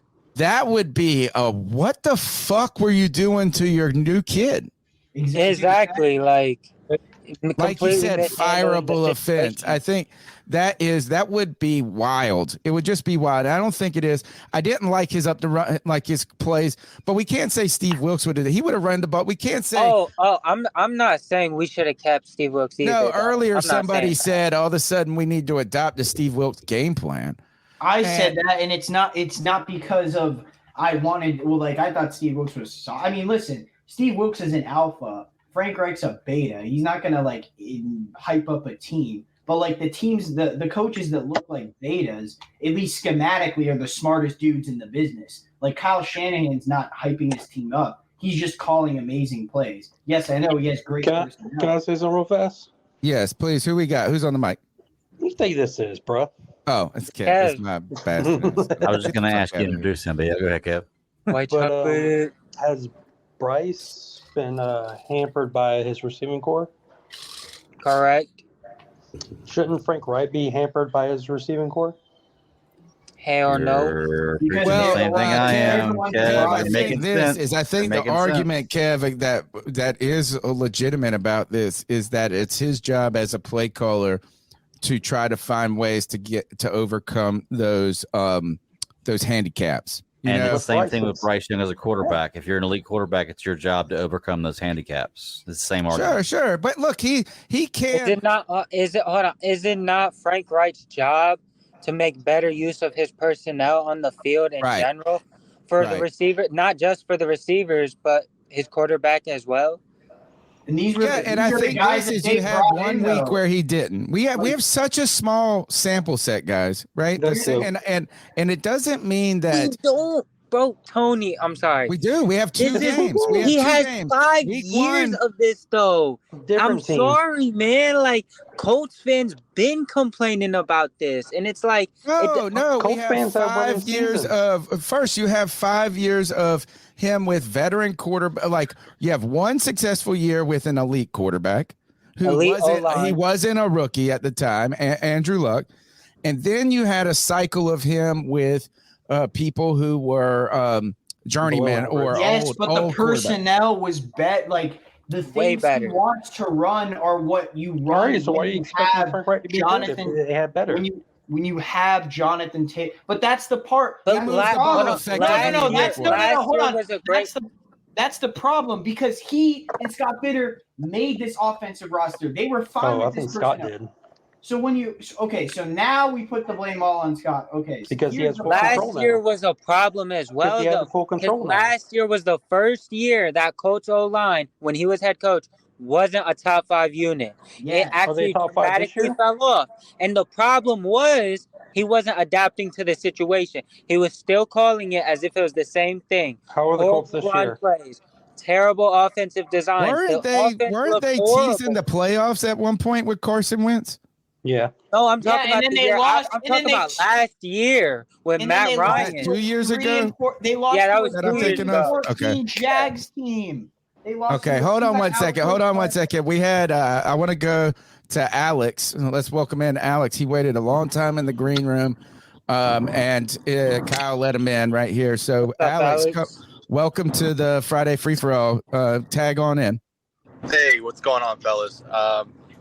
Honestly, I'm gonna have to kind of agree here with Tony. I mean, it's only been 2 games, and we've played really good defenses in the Saints and the Falcons. We got to give them some props with their defense. Hold on. Give me a second. And we're playing. You know, give me a second because I've been in the back. I've been waiting. So give me a second to speak up here. And we're playing Seattle next week. Their defense isn't that great. You might actually see 24 to 30 points this week from Carolina, just because the defense in Seattle isn't that good. And That's a good point. Yeah, and we're playing. We got a veteran quarterback out there, so I don't want to say like, oh, is it because we played Bryce early? It really has nothing to do with that. A lot of it is just, you know, it's a new system. It's a rookie quarterback. We have an injured O-line.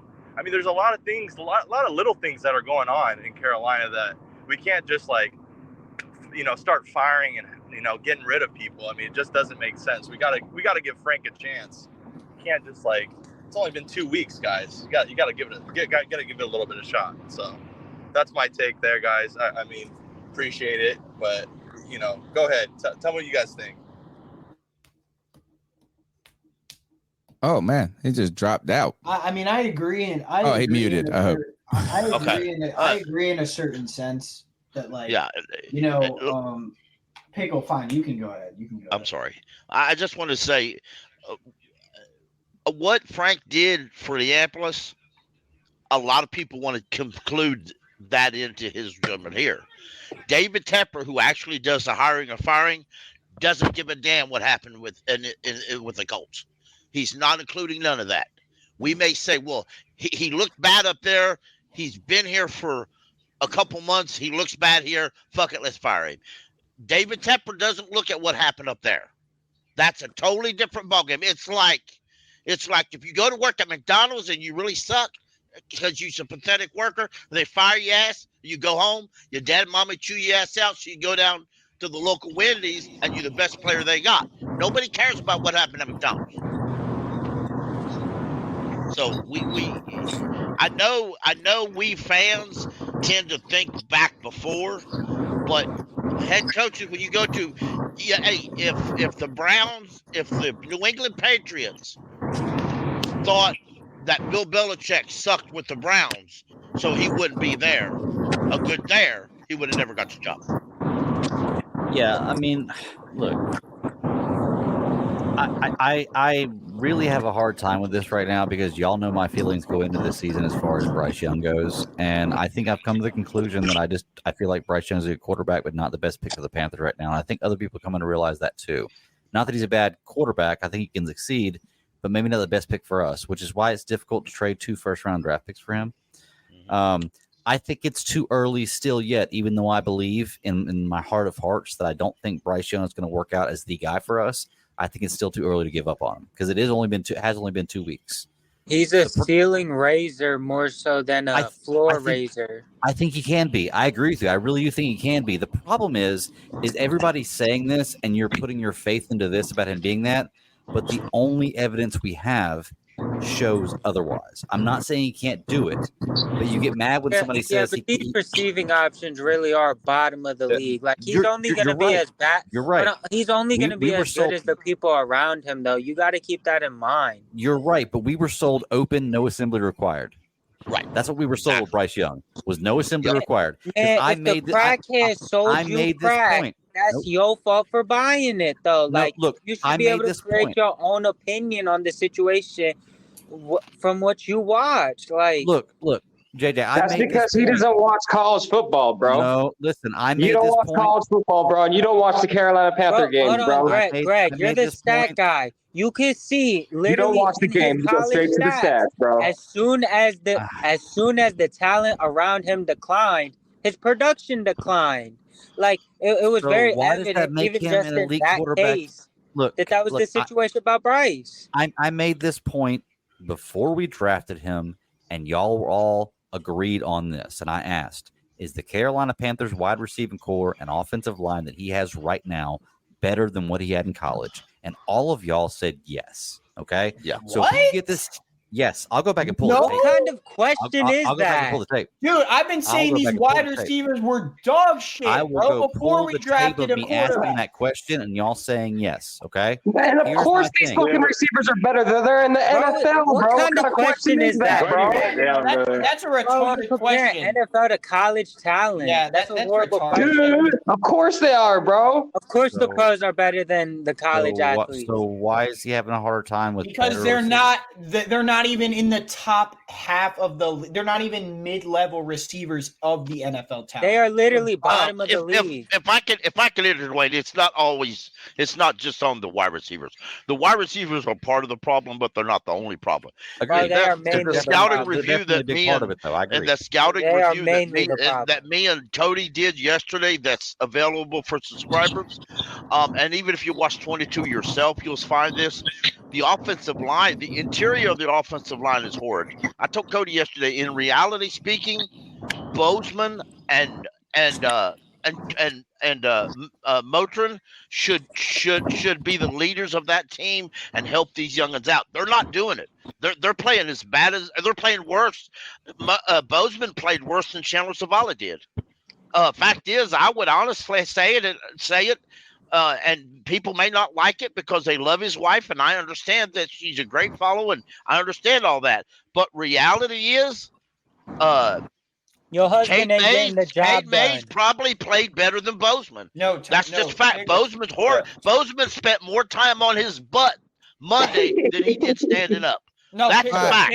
Pickle. We don't. No, you're right. When I'm going to finish what I got to say. Now, hush.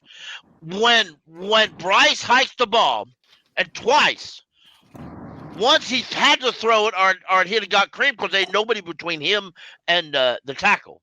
The second play, the one play, if it wasn't for skinny old Chuba Hubbard to jumping away, Bryce would have got killed earlier than he already was. And not counting Motor, we're in roller skates in that game. It's also this. Why are we feeling? You're right, Pickle. Why should listen? You can slander a player all you want. They're making millions of dollars. Who gives a fuck what they care about? What we say? Well, I agree. I totally agree. Bozeman's playing like ass, and that's evident if you watch the film. That's the bottom line, gang. Yes. It was a horrible resign. One thing I want to say about that, because Gregory, don't watch the film, bro. Don't look at the stats, G.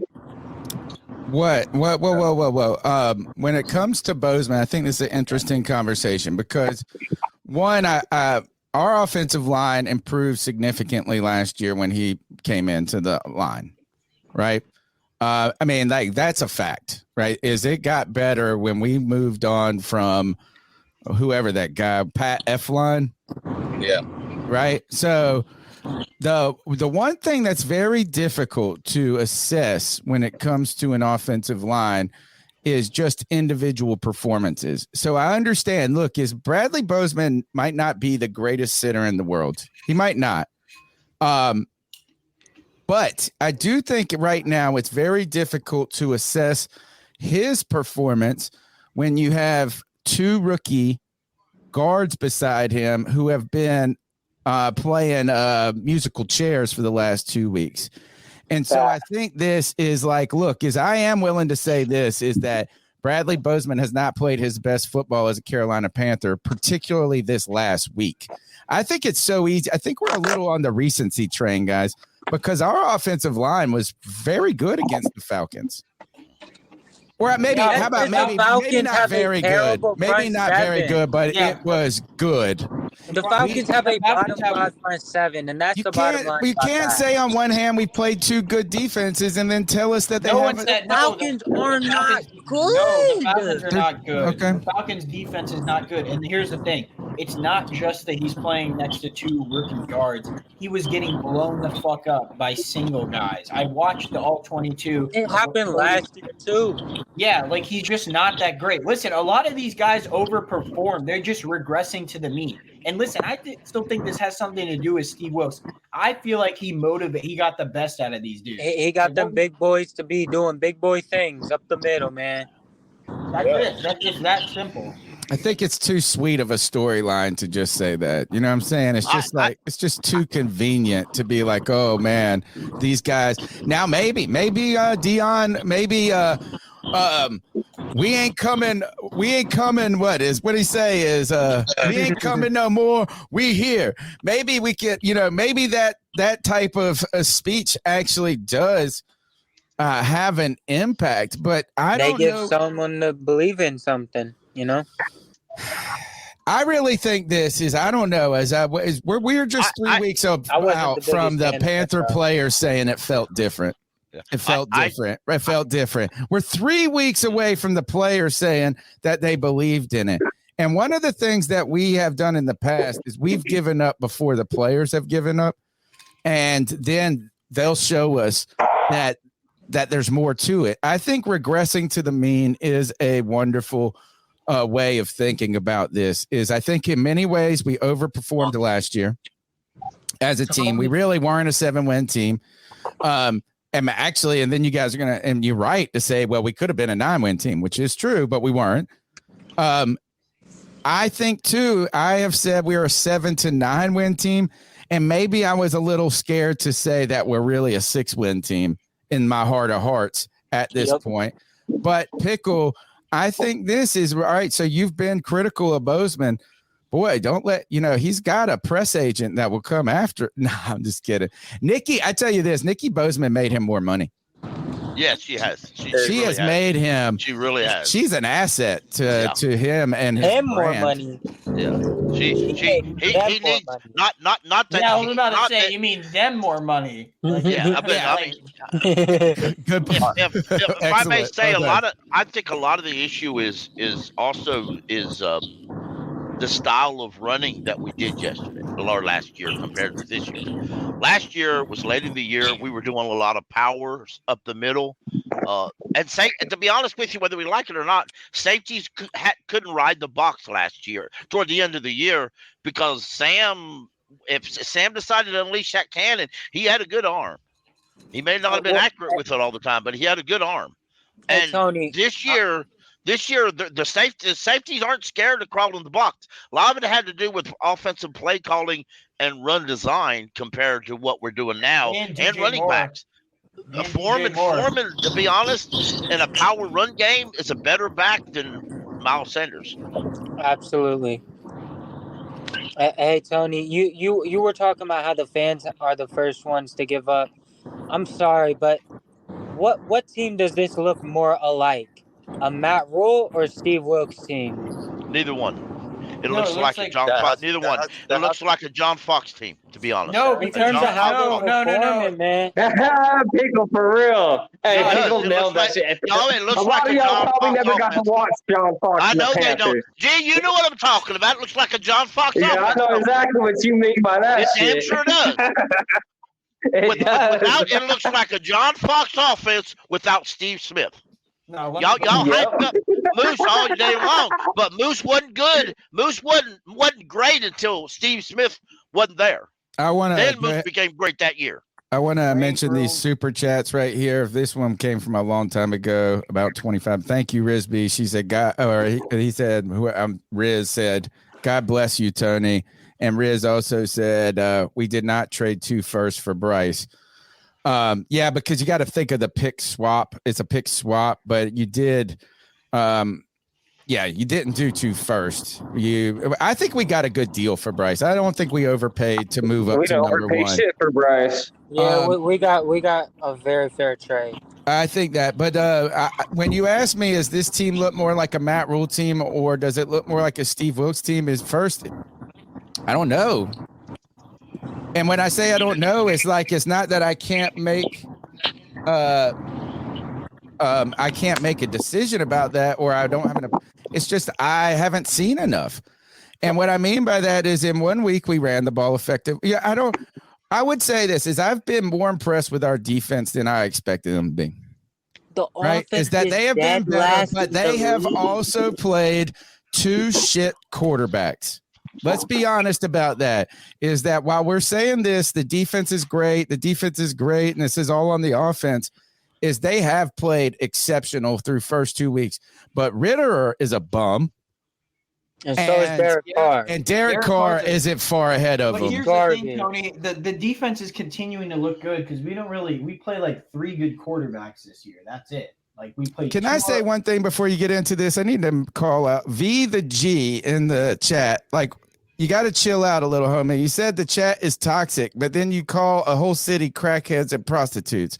So where is that toxicity coming from? I'm not entirely sure just yet, but like, hey, let's keep it as kosher. Ooh, yeah. You even made a Jewish joke earlier. So a comment. So let's keep it as kosher as possible. There's my one right there. All right. Back to you, Anthony. No, I mean, I was just like, I said everything I got to say. I mean, I think, wait, what was I just talking about, to be honest? Okay, well, let's go to someone else. I'm literally playing PGA golf right now and on this. I have no idea. You should take another shot. He can't. He's working. I'm not working. I'm just. You're not? You just driving around for the hell of it?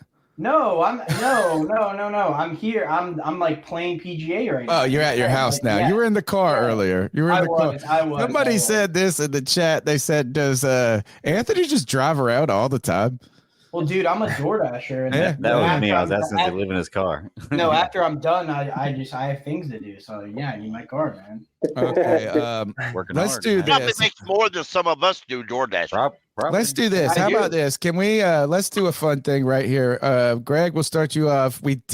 2 weeks in a row, the fucking calls have been so good on the C3 Panthers podcast that it's negated, or it's kind of forced us to omit content from the show, right? We've had to omit some of the news that we like to do at the end. And one of the things 2 weeks in a row, we didn't do our fucking picks. And I shouldn't be saying the F word. I'm sitting here telling people about toxicity. I'm just dropping the F-bomb all the time. Greg, Panthers on the road, 5.5-point dogs. Do they win? I'm saying no, to be honest with you. I think Seattle is a pretty decent team. I'm not saying they have a great defense. I know they have a lot of players out on defense. I just don't think Carolina is a well put together team, to be truly honest with you at this point. Even with Andy Dalton, I think we may play better with Andy Dalton, not because he's a better quarterback. Yeah, I agree. Just because he's experienced. We may play better with Andy Dalton. But I don't think we pull a win out in Seattle this week. Okay. Let's go to Evan Sports Talk. Do we win in Seattle? I do not think we do. I hope we do, but I think we honestly probably have a better chance with Andy. I think it's just going to be one of those times where the backup QB is going to play better than the starter, but I do not think we come out with the win this week.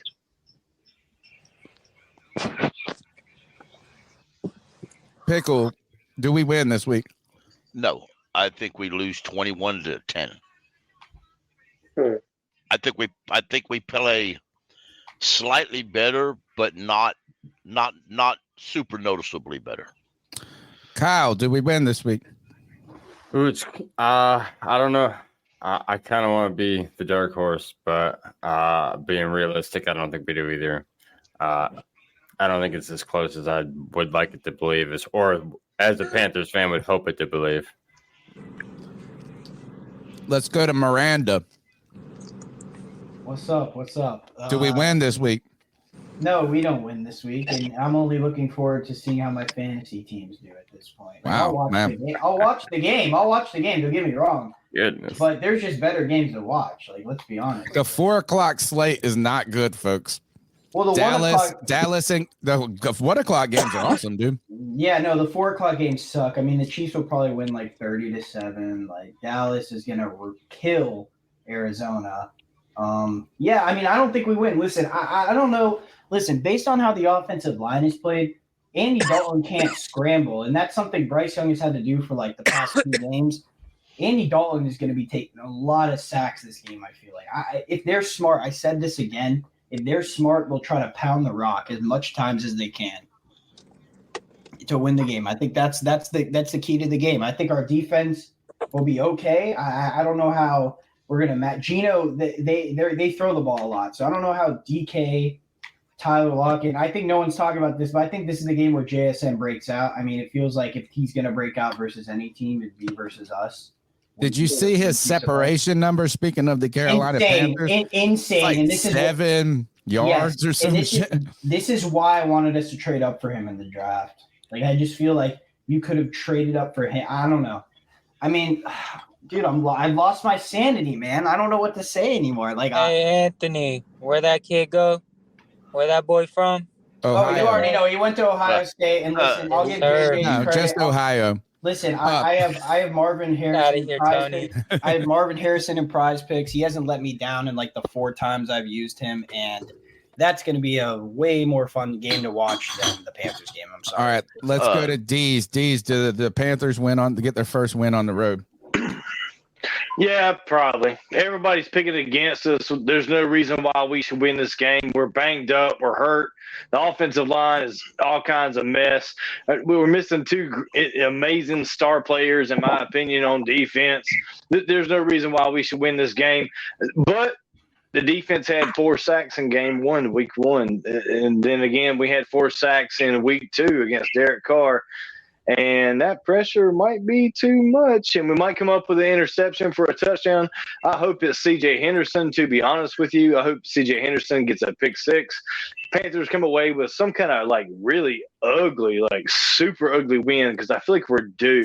And those players definitely want to win, just like Tony was saying earlier. It's going to be something like 19-16. Eddie Piñeiro's looked great. He had 2 50-plus yard field goals already this season. 1 from 52, 1 from 54. I didn't think he had it in him. He does. We win 19-16. Let's go Panthers.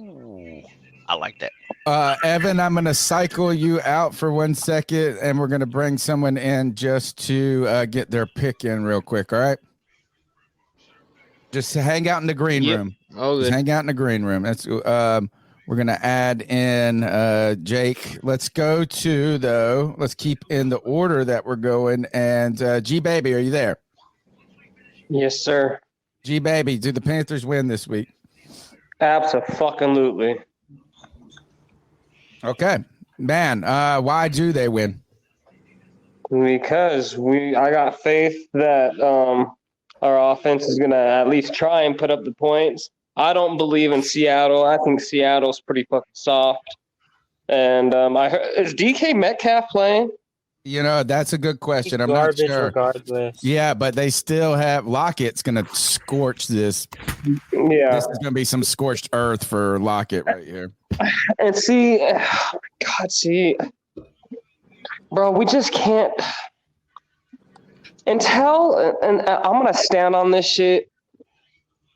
Of all my years watching the Carolina Panthers, man, when we were the most successful was when we were able to stop the fucking run, man.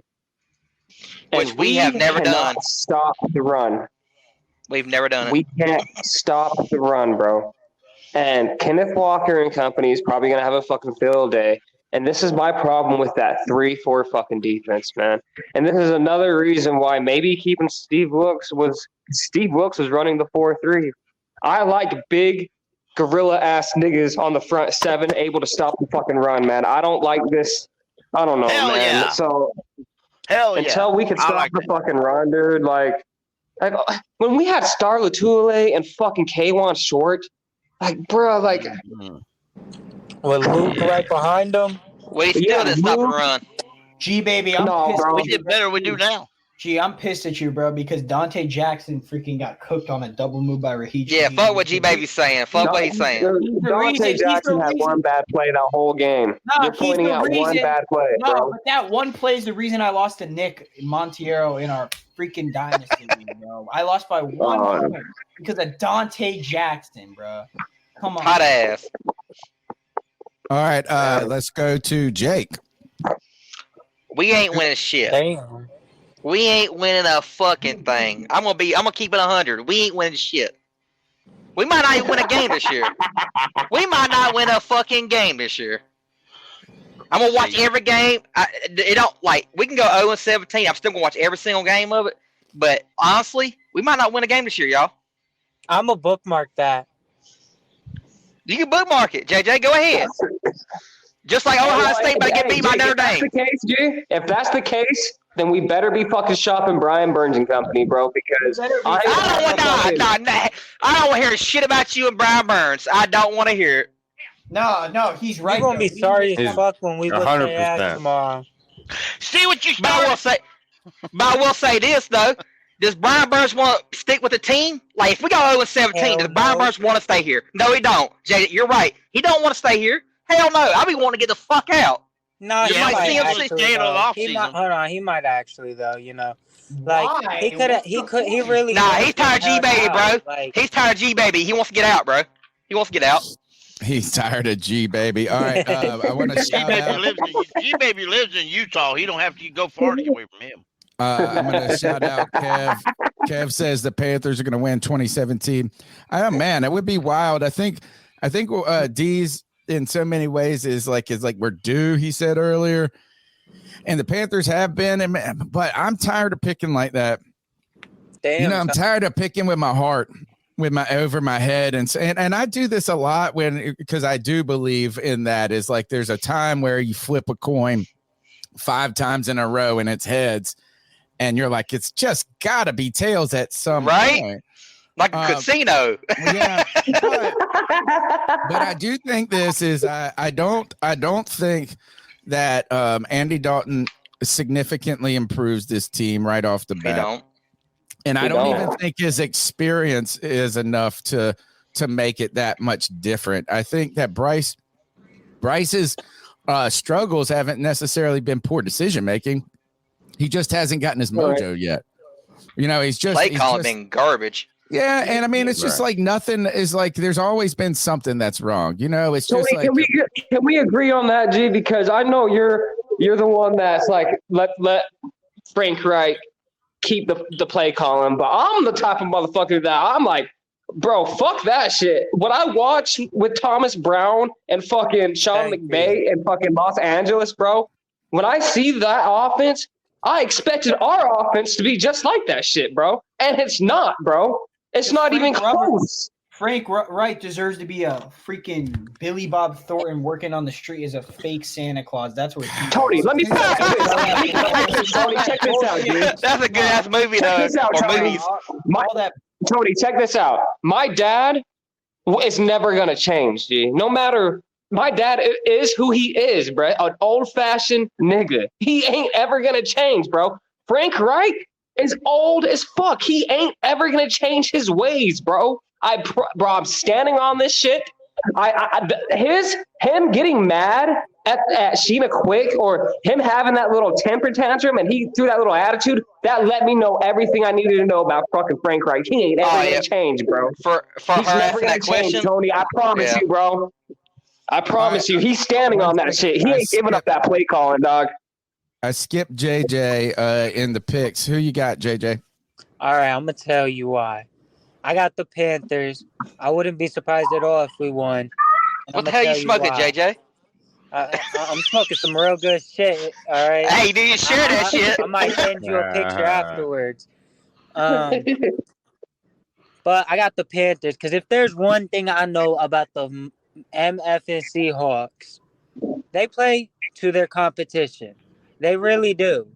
They do. The Seahawks over the past couple of years, they play to their competition, whether they at home or not. Absolutely do. They got a better coach. We beat them last year. I know they want revenge, but guess what? We gonna stand on it. 10 toes down, both feet down. All right. Yes, the fuck we are, JJ. We gonna win this motherfucking game, dog.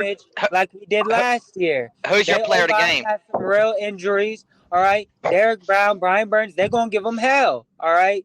And I want them all over Geno. All right. Yeah, CJ Henderson might give up a big play touchdown, but we gonna put up 20+ points this week, whether it's 3 touchdowns only, whether it's just 21, whether it's 24. We gonna get this game. We gonna pull it out. All right. We getting a W. All right. Like you said, Tony, it's a flip a coin. It's landing on the Panthers. All right. Our pass rush is so fucking necessary as well, boys. We have to disrupt fucking Geno Smith. We have to make him feel uncomfortable. When Geno Smith is uncomfortable, he plays like ass, bruh. We gotta make that boy uncomfortable. CJ Henderson Justin Houston better show up. All right, guys, as we're making picks and selections of winners, you can be a winner if you go to Prize Picks. And if you go to Prize Picks and use the promo code C3, they will, on your first time deposit, they'll double your money up to $100. You put in $100, they'll give you $100. They run a ton of great promos each week, from Friday, Flex Friday, to they'll have reduced entries. The way Prize Picks works is it is daily fantasy football sports. You pick the minimum of 2 players. They have to be from 2 different teams.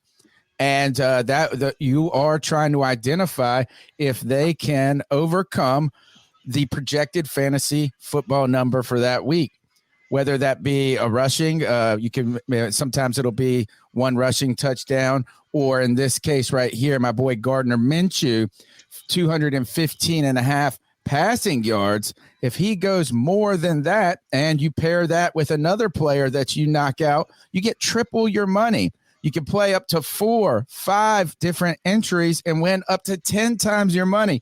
Some of the cats in this chat right here are really, really good at playing Prize Picks.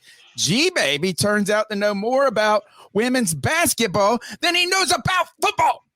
No, he is good. He is good. You know what? I might be the same. I won on the WNBA about a week and a half ago myself. So if you go to Prize Picks and you play well, like G-Baby, like JJ, like Anthony, like, even our host, missing host, Cody Lack, or my bastard son, Kev, White Chocolate Espresso, you can win some big money playing fantasy football.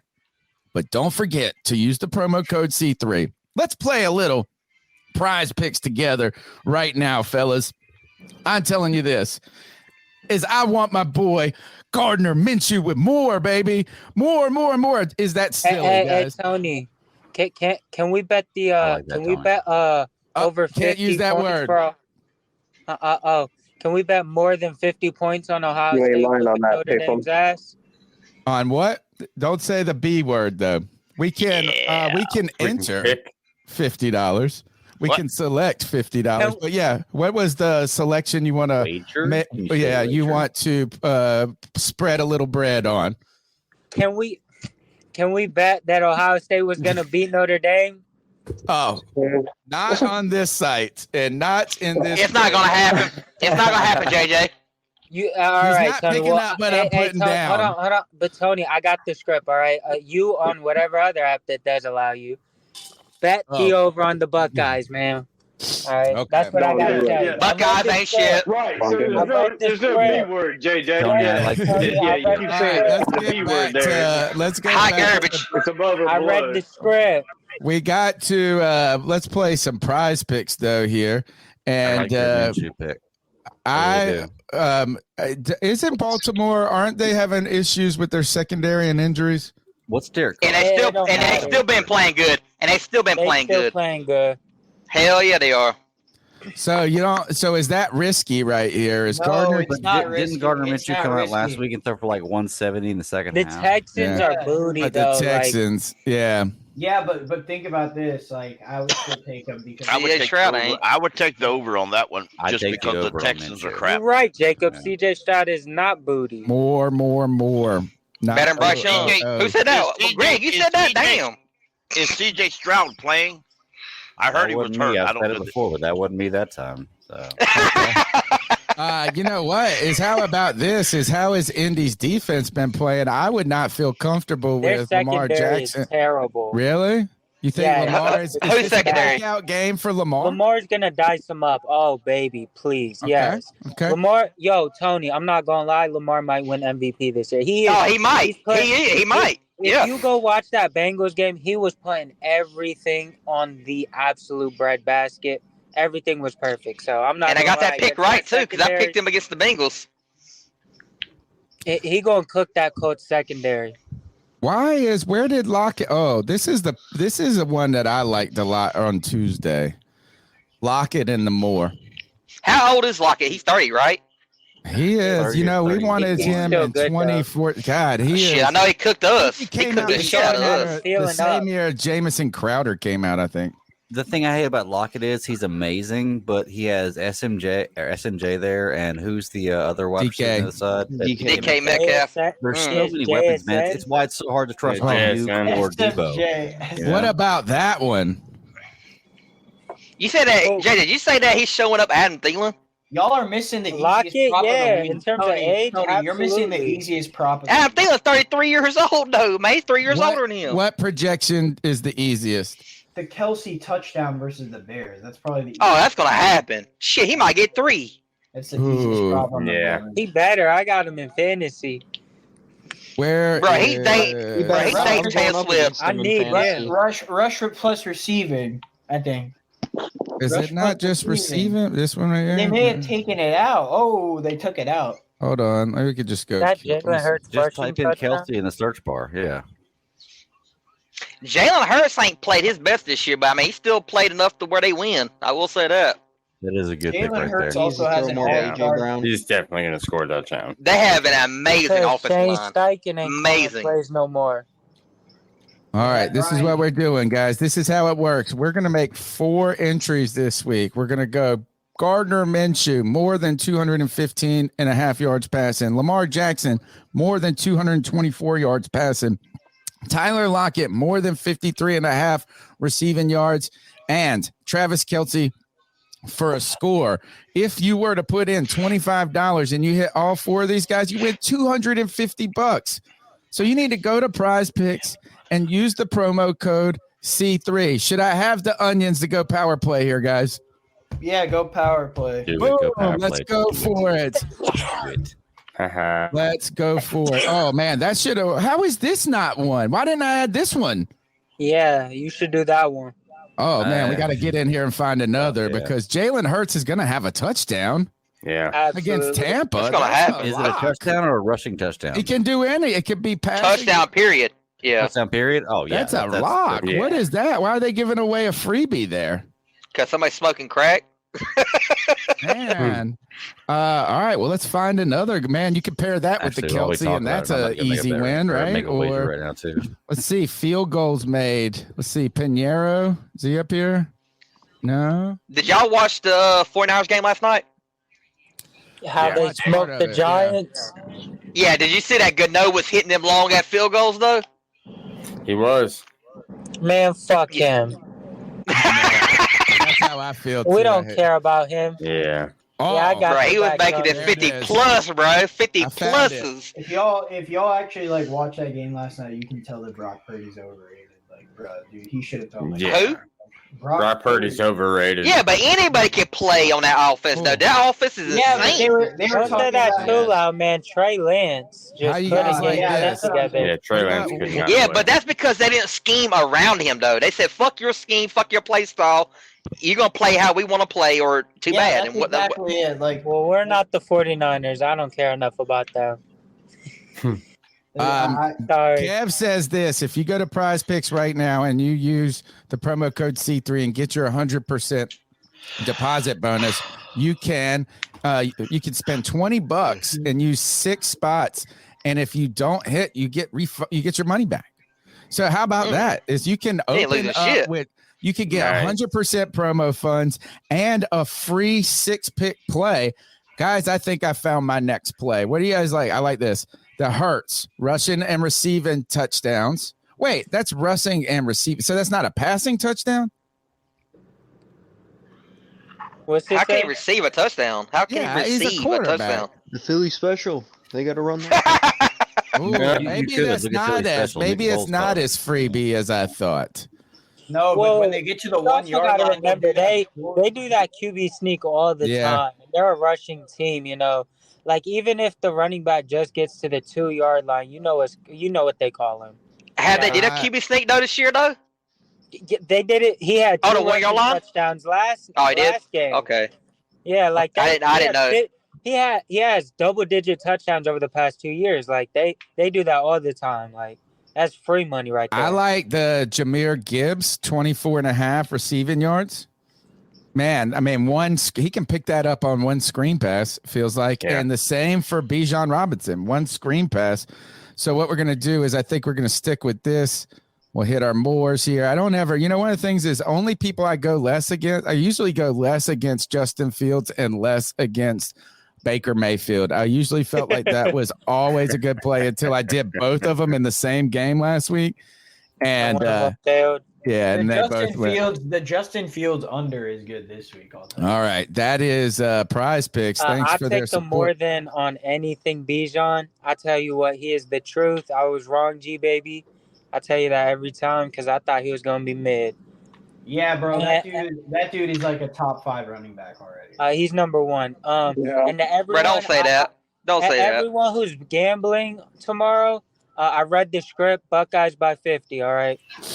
He said Buckeyes getting beat against Notre Dame. Hell yeah, JJ. Yeah, I mean Notre Dame is good. Sorry, bro. Don't forget week 1, man. Y'all still quiet from then, man. What you talking about, JJ? I'm a Colorado fan. Man, get out of here. We're all Colorado fans. Neon, baby. We are all Colorado fans. All right. Let's get back to the Panthers. We'll do a couple more topics and then we'll get out of here before it gets too late tonight. But this has been on my mind. What's wrong with Hayden Hurst? Play calling. Play calling. As good as y'all thought. Now, when you say play calling, that was Jake. We'll give Jake. We'll start with Jake here. Has Frank Reich had and I'm not familiar enough with the offenses from the past. I'm not either. I guess do you guys think you said play calling, but is there a point where we just said this is like Hayden Hurst is just the best looking tight end we've had in a minute, so he's going to be good, but he hasn't been part of this. Where has he been? I don't know. He was good week 1. He's been on the field. He's just not. To be honest, Frank Wright's calling plays, and Frank Wright doesn't actively use his tight ends a lot. To be honest, he just doesn't. Well, I would disagree with that because he did use his tight ends when he played for the Colts. I mean, when he coached the Colts, he did because he had what's that tight end they have? Eric Ebron had a not him, career year. Not him, the other one. Jack Doyle was always good. Frank no, all their tight ends were always like. Are you talking about the 6'7" guy that they have? The big ass tight end. Yeah. He got dreads. Woods. Frank Reich just doesn't know what he's doing. That's why Frank. They have. I don't know what the other tight end they have, but was Frank calling the plays and running the offense up there? Yes. Yeah. Okay. Let me ask this, Kyle. We'll go to Kyle. Do you think that Hayden Hurst is just being who he really is? And Hayden Hurst has had one season where he had 600 yards. He is or 500 yards and 6 touchdowns. He is a 300 to 400 yard tight end. Do you think that we got too excited about Hayden Hurst out the gate? Absolutely. We're going to Kyle. We very easily could have. Sorry, and you're good, JJ. It's cool.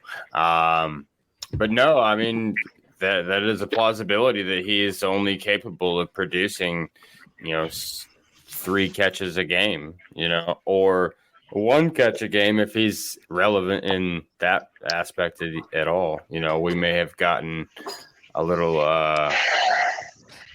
What's the ahead of our skis? Overhyped.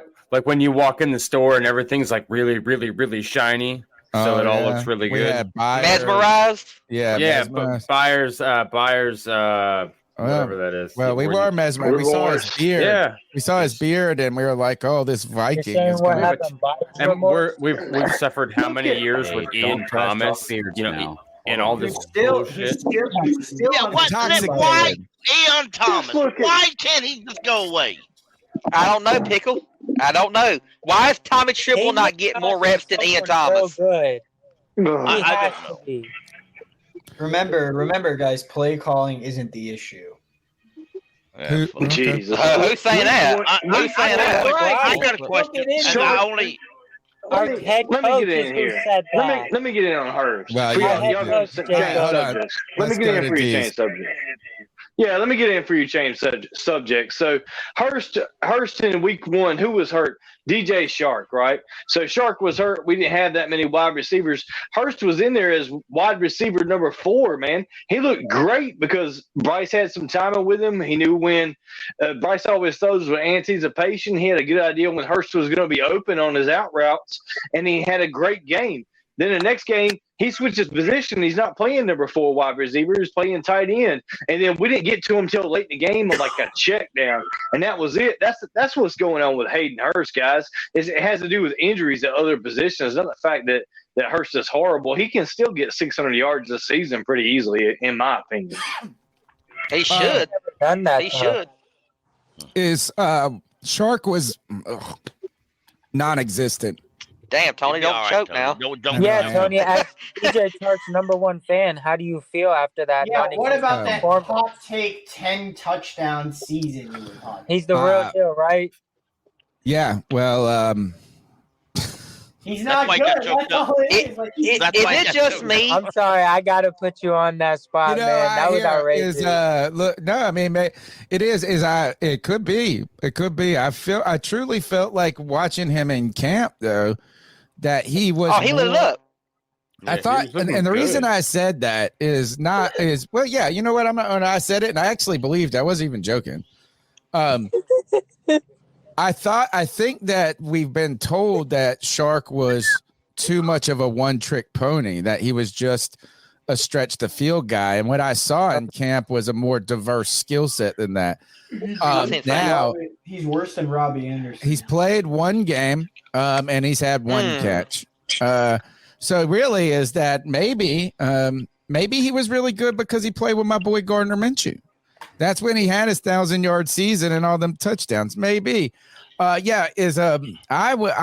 the first to admit that I'm so thirsty for success in Carolina. We all are.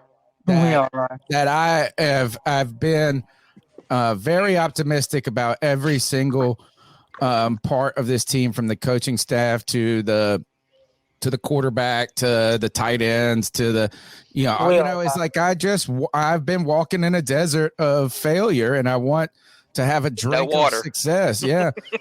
So I did, and we did hear Chark's name throughout camp. Chark. That was the all we heard. Yeah, and now it's just Thielen at this point, or it's really not much of anything. I got to say, my biggest. I was high on. I just shouldn't draft Panthers for my fantasy football team. Absolutely not. I always am like this. Is like, oh, it's going to be the year. Miles Sanders is going to be a bell cow. He's not going to just be a. And then he's not. Is it possible? Right. I thought that Miles Sanders in this past game looked slow. He looked like he didn't give a fuck. God. Just like TMJ. Is it possible the groin is still bothering him? Is it possible that the groin is still bothering him? Tony, what's possible is that he's just a product of Philly's system because he don't give a fuck. Right. Because DeAndre Swift literally the other night ran for 150 yards? 165 yards. Yeah. 175. Easy. I mean, I understand that his success could come from the players that are around him. I'm not saying, but he's going down like Schuba last year, like early last year. Like Tony, it's easy to say that when you're running behind a Hall of Fame offensive line with AJ Brown and Devontae Smith and Dallas Goedert on the outside, so teams can't stack the box. So since he is kind of fast, it makes sense why he was getting a shit ton of yards per carry last year. He looks slow, Tony, and that's why he looks slow. Like No, I'm talking one play in the open field. I didn't see in this. It was the first play. It was the first play. You thought he could take it to the house, and he got caught right for it. Like, it looked like his stride was short. And I think that groin is still bothering him. Just you like know I think that Shark is probably scared to really push the hamstring to the limit in his first game back. So I don't think that we've seen the best of these players at this point. And we won't. I'm not saying that they're going to be world beaters either. You know why? You know why he might have an injury right now? Because he was coming off his first year of actually having the workload. And he had a career year, and now he seems to be getting injured. Now he seems to not have any burst. I think he suffered injuries too earlier. It's like it was actually last year was kind of the anomaly that he played so much. You know, am I the only one that thinks our wide receivers not putting 100% effort into their routes? Because that's the way it looks like. But TMJ, I'm an LSU fan. I'm all about TMJ. Did he even play last week? You can't tell. I don't know, Tony. Did he? TMJ was on the field, but he didn't. He wants out of Carolina. I promise you. I bet you if he gets out of Carolina, he's gonna fucking be a Pro Bowler. I guarantee you. Well, that's not hard to guarantee. That's delusional. Watch him go to Cincinnati. Watch him go to Cincinnati. Watch him go to Cincinnati. Ohio State, bro, you tripping. We picked the runt of the litter. Still a stretch. Jamar Chase, Justin Jefferson, and Terrace Marshall Jr. all on the same team, and we picked the runt of the litter. Trade up for him second round. Let's go get T-Marsh. Speaking of trading up, our third round pick that we traded up this year, this has really actually been Carolina's problem, is that we have not found real talent in the mid rounds. Not that we haven't found some players that can play, but just somebody that changes the dynamic. Think of what the Pikachu guy in LA is right now. Or I don't know his name. Piku. Yeah, Piku. I don't know. That guy I call him Pikachu. No, yo, let Anthony get this off. He catches the ball. Hold on. He catches the ball, at least. No, that dude's not even that good. He's wide open every fucking play. Like, go. But at least he catches the ball, though, Anthony. Okay, but who's the one that's scheming him open? Sean McVay. He's just wide open at the time. So right now, Anthony, you're putting the entire blame of him being open on the coach scheming him. Yeah, like you're not giving him any credit at all for being a good player and being open. He looks good because he's getting wide ass open. And that's not his fault at all. Like him being wide open is credit. No fault. With Cooper Kupp, okay, but with Cooper Kupp being out, I mean, come on. He's a solid player. He can catch footballs, but you should be able Anthony, to he has the most catches in 2 games in the history of any rookie. Yes, it's both. It's both. It's coaches. Watch the film. He's wide open every play. But he can't be wide open and be bad. Hey, he can't. I'm not. Look at Ted Ginn. I didn't say that the coach's fault. The fuck? What are you talking about? No, he's saying credit. He's using blame, but he means credit. No, this is a horrible. You're saying right here that him being open is why he's open. Whose fault is it he's open? Is it the player's fault or the coach's fault? Credit, Greg. Credit, not fault. That's what I'm saying. I'm asking I'm just saying he's getting overhyped. Hold on, I had a point though to this draft. Who starts at right guard? No, I was going to say this is I was going to use him to open up a volley of names of like also we lost. I don't think G Baby's here anymore. He tried to trade me Brandon Ayuk earlier. I'm in here with you, G. For what? I don't know, but I should have taken it. Whatever it was, I just should have taken it. One generous ass Negro, G. I think he wanted Mims. That's what I think he wanted Marvin Mims, who I'm trying to bank on for the future. Oh, yeah, but no. But Ayuk's hurt, ain't he? Is Ayuk hurt? He wasn't straight up, bro. None of these trades are just Hey, Tony, you know I'm he's good, but he's hurt, though, right? Dog. I'm always trying to help, Tony. You know that, dog. And he's a free agent next year, right? Or he's trying to bug me till I just break. That's the other thing, is that's how I got it. You better be careful, Tony. G-Baby owe everybody some money. Brandon Ayuk Cooper Cup. Justin Jefferson, was he a first rounder or just late? Yes, he was. Hold Okay. on, Tony. But Tony, here's the thing: is they are the here. Just let me finish this one point, and I'll give you the mic. The San Francisco 49ers, the New York Jets, right now have very talented rosters, and they have swung and missed on several first round picks in the last 8 years, but they have withstood that. They've been able to handle that because they have made hit some triples in the fourth round. Yes. So that's where it is like, so that's where the JC Horn situation truly hurts the Panthers. Look, players get hurt. It sucks, this and that, but we just weren't able. We don't have any players on that from that draft that have made an impact. And that's why Scott Fitter needs to be fucking fired yesterday. Okay, let's go to JJ now. Now, I wanted to just bring up, since 2018, outside of the first round, our two best players we've gotten is Jeremy Chin and Dante Jackson. That's pathetic. No, that's true. That's true. And Jeremy Chin right now is some people, Cody says he's the most overhyped Panther. I don't think that's. He should be a linebacker.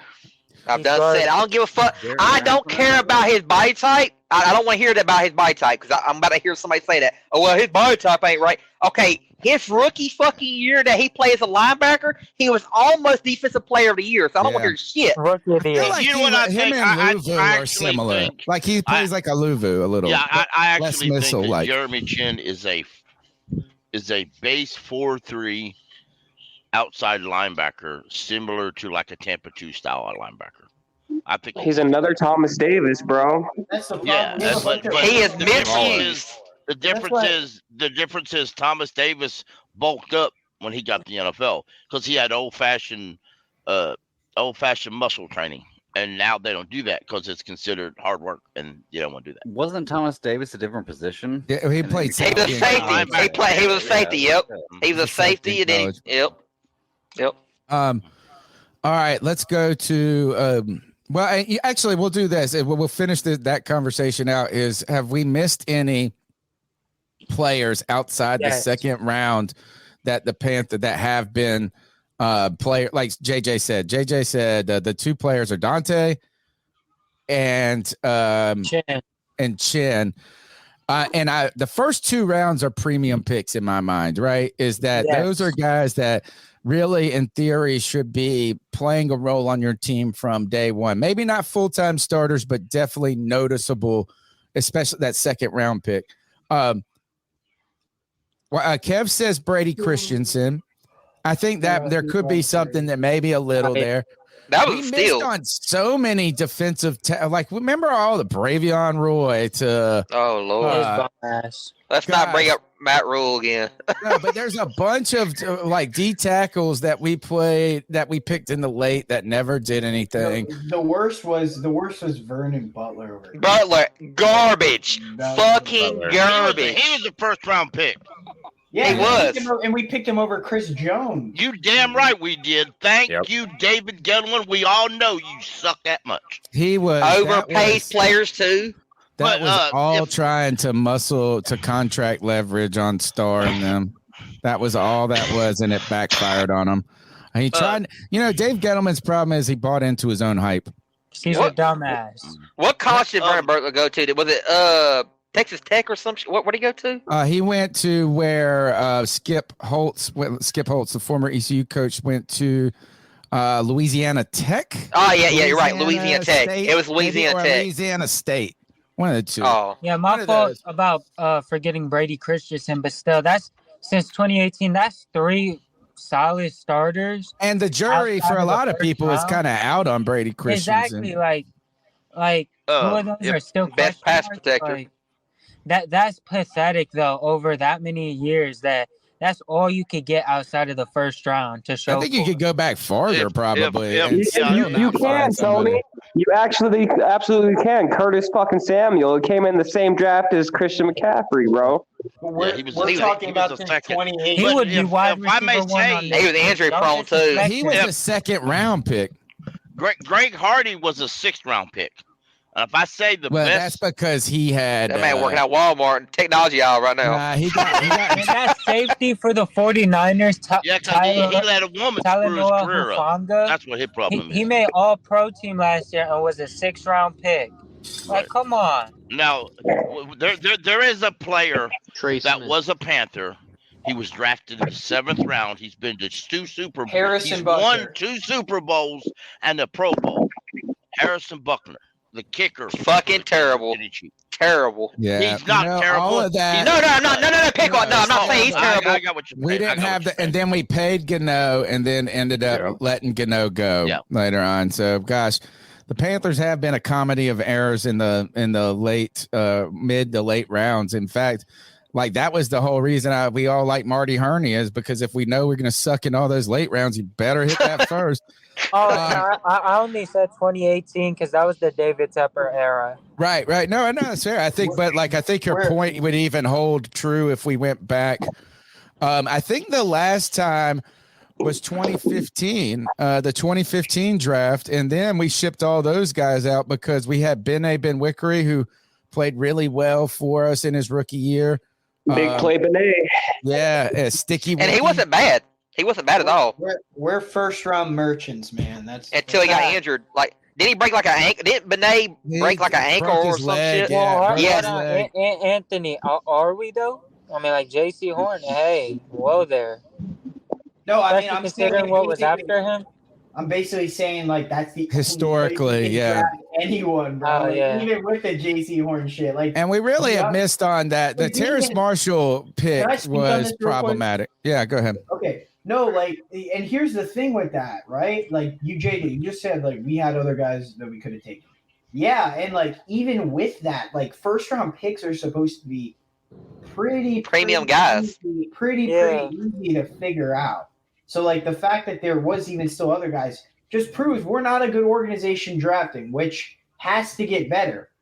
Like, it just does. If we wanna build depth, if we want to find gems and diamonds in the rough, that's what you have to do, man. So I think You have to build through the draft.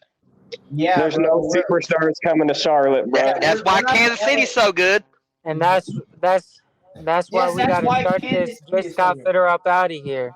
Exactly, because he doesn't know how to draft anything, and like it's pretty crazy. He still has his job, but you know. Well, you know, They what, won't if after this is year. the problem, guys. If you want to fire Scott Fitter this year, after this season, I'm not going to argue with you about his performance, the questions in performance, but what we could be walking ourselves into. You talked about insanity being this, doing the same thing over and over again, and expecting different results. If we fire the GM this year, then we fire the coach next year, and then we have this, like, what we almost should do, I think, is let Fitter and Reich work through next season. Ew. I'm sorry. Look, and then But what they don't sign nobody. What we learn is this: is we learn if Frank Reich, like, because if you want to, the worst thing you're going to do is this. I feel like is to fire your GM. And then you bring in a GM, and then he's stuck with a coach that he didn't hire in Frank Reich, a draft pick that he didn't pick, and then you're going to kind of create the whole cycle again. And but I told you, Tony, we would just be doing what the Bears are doing right now with Fields. If they get him some weapons, and Bryce still shows he's not the guy, you can literally always go draft. I understand that. I'm not disagreeing with that. What I'm disagreeing is the timing. I feel like instead of just throwing out one rotten apple at a time, what we should just do is wait to see which apples are all rotten. And I think Bryce is the last on that list. He has the longest leash because he is a rookie and you got to deal. I think you can't really make a full judgment on him until year 3 of his career. I think you're right. But I do think I just don't like what we did. We did it wrong in the past. We hired our coach first, and we hired the GM. So if we do fire Scott Fitterer this year, we have to then really believe in the GM so much that we're ready for him to have the guts to pull the trigger and fire Frank Reich if he wants to. If we go 0-17, Tony, do you think we keep the head coach and the GM? You got to fire both of them, though, right? We ain't got 0-17. 0-17. I mean, dude, we'll probably win 3 games. Like, this roster only has 34% of its personnel back. We can win 6 games. You can look. You can split with Tampa, and we can split with. I don't know about that. We can. Frank with Atlanta, maybe. With Atlanta, maybe. Frank Wright always good, has bro. an uptick late in the years. Tampa Bay will win the division. Tampa's a fool's gold team right now at 2-0. They will win the division. Baker Mayfield's cooking. Crazy. I don't want to hear Tony. You're a Baker bottom. Come on now. No, they won't. No, I refuse to believe that Tampa's that good. Is Tampa? I was a Baker bomb too, Tony. But they're not. They're not going to win the division. And this is what the Saints will win the division. I want to ask a question. I think the Bucks will. Because Let's go to Greg. Greg. Go ahead. I want to ask a question. This is kind of what Tony was saying a minute ago, and alluding to is like, should we decide to get rid of Fitterer or Reich? What's the solution? Because you're only going to bring in somebody who is probably less experienced into a new system again, like Tony said, with a quarterback and a GM, or vice versa, a quarterback and a head coach that you didn't pick. So that's true. I understand. I understand the sentiment of where everybody's coming from, but the question is, where do you go from there? Like, is there an answer out there right now? Like, if you're going to fire either Frank Reich or Scott Fitterer or both, is there an answer out there right now that you can not right pick now? No. That's go with that. Well, right now, is there an answer out there? Would Dan Morgan be viable? Dan Morgan, I would put Dan Morgan in immediately. There's also a guy behind him that was an assistant Arizona. He's currently the Panthers player personnel guy. I say that because he's on the team already. decent in his job, and he's already in house. Now that would be. That would do. I'm not saying if you fire him now, that would do till the end of the year. I think he'd be all right permanent, but will Tepper make him a permanent GM? We really don't know. Yeah, I'm not saying that the guy's not out there. I'm just asking who it is. The argument about the experience thing doesn't work because Shane Steichen hadn't been a head coach, and he looks pretty damn good through 2 games. Like, but this is 2 games, guys. Man, we were 3-0 with Matt Rule at one point. Yes, and here's so the like thing, you could have been like that. You could have been like, oh well, Matt Rule looks pretty good too. No, they did. They did when we won 3 games with Sam Darnold. Everybody I didn't say that shit. I didn't say that shit. I didn't say that shit. No, versus the Jets, the Texans, and an injured Saints team. Like, it's a way different situation. This is a team that we were. That Cowboys game was a wake-up call. Let's go to Kyle now.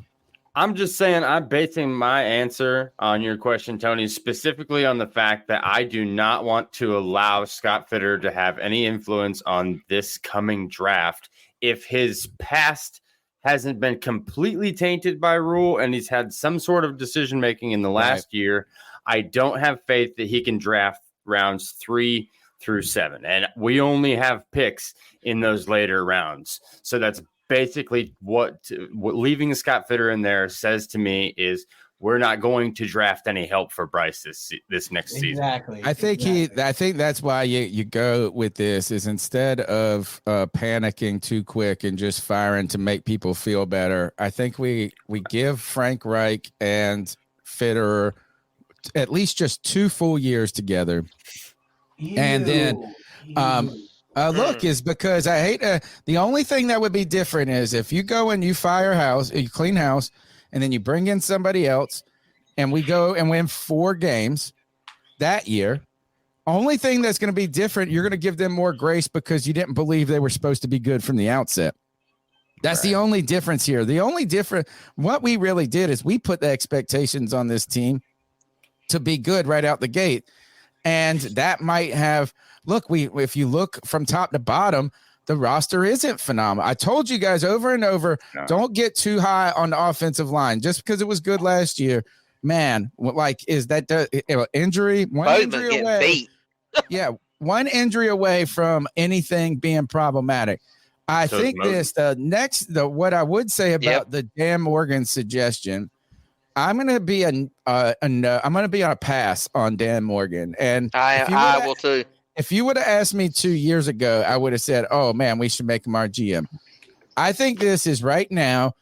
we have a bunch of people, which I don't think this is the case on Twitter. I don't think they're right.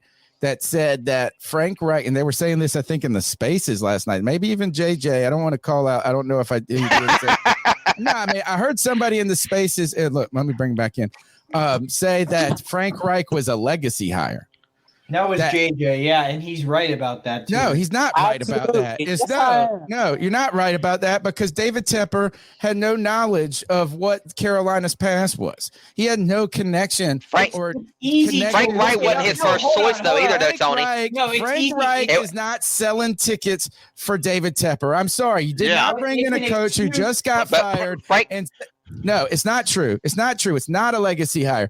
The reason they hired Frank Reich is this, and it might not have been the right choice. It would not have been. It may not have been the right hire, but this is exactly why. Is we just saw what a dumpster fire of a situation it was with Matt Rule and all of the shit and all the terrible. Like it was just chaos. You know that meme of the dog sitting there, his wife taking pics, burning house. That was what Carolina has been, and I think that Frank Reich came in there and brought a level of stability. His floor was high enough to make Tepper just feel comfortable that it's not going to, I'm not giving the keys over to a madman. Not because he was the best. So I think this is the reason I don't want Dan Morgan at this point is I don't want it to come back to this is in 2 years, if we're struggling, we go, well, we only hired Dan Morgan because he wore a Panthers jersey. Yeah. Frank Wright only played for us for 3 games. And in the Atlanta game, his last game, I think, he was sacked 9 times. He actually shared that record with Cam Newton for most of franchise history. After that, Kerry Collins went in. So if Frank was a star for 3 games, that's it. And his head coach is our assistant, whatever, you know who the head coach is back then. But anyway, I don't really think Frank was a legacy hire. I think Tepper, to be honest with you, I think Tepper wanted the Lions OC Ben Johnson badly. Ben Johnson, and right? Ben Johnson slammed the door in his face before he could. And I think Tepper wanted an offensive coordinator so bad he went that he got Frank Reich, because if he didn't, he was scared of losing Frank Reich. I don't think he wanted Shane Steichen at all. As much as I wanted Shane Steichen, I don't think Tepper wanted him. Tepper did a Zoom interview with him, and that was it. Didn't even bring him into the stadium. So I don't understand why Tepper didn't, but I believe that's the whole school. I believe that in the end, I believe Tepper went with Frank because Frank promised to bring all these coaches in. He got suckered. And he was an offensive coach. And that's what Tepper wants. And he had pro experience. I think that Tepper felt a little snake bit when it came to taking a risky pick, selection, and the risk being an unknown. The unknown of Matt Rule, the allure of whatever everybody is saying. So I think that these coaches that had never had a full-time job before, these assistants, and look, is even Ben Johnson is only 1 year of experience at a success at that level, right? Is that I think there's such a risk with that. And I think he was like this is I bet on a stock. I angel invested in Matt Rule. And now I just want to buy Microsoft. Microsoft isn't, it's just like, might not be the company of the future, but it pays a dividend. Right. So better invest in Amazon. Yeah, I mean that's the company right now. I guess you would say that. All right, let's go to I think if I could say real quick, sir. I just want to say real quick. For me, I'm going to if I had to evaluate Scott Fitterer, if I take out everything he did under Rule, I have to evaluate what he did to the free agents he brought in and the draft picks this year.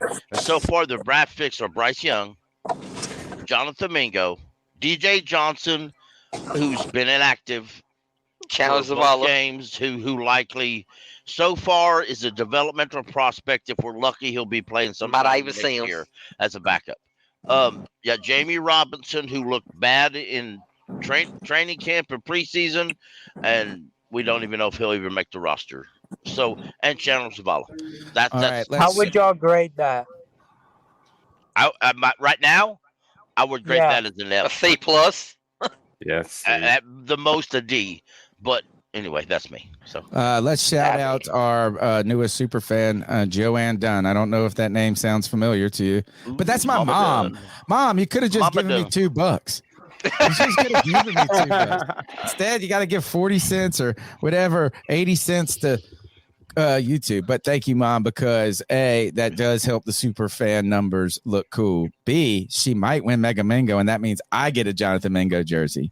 There you C, go. give her a shout out for typing like the kid. Look, she's young in spirit. If you look at how she typed her name. Hey, that's all you gotta be. That's how the youngins type it. That's how the youngins type it, Mom.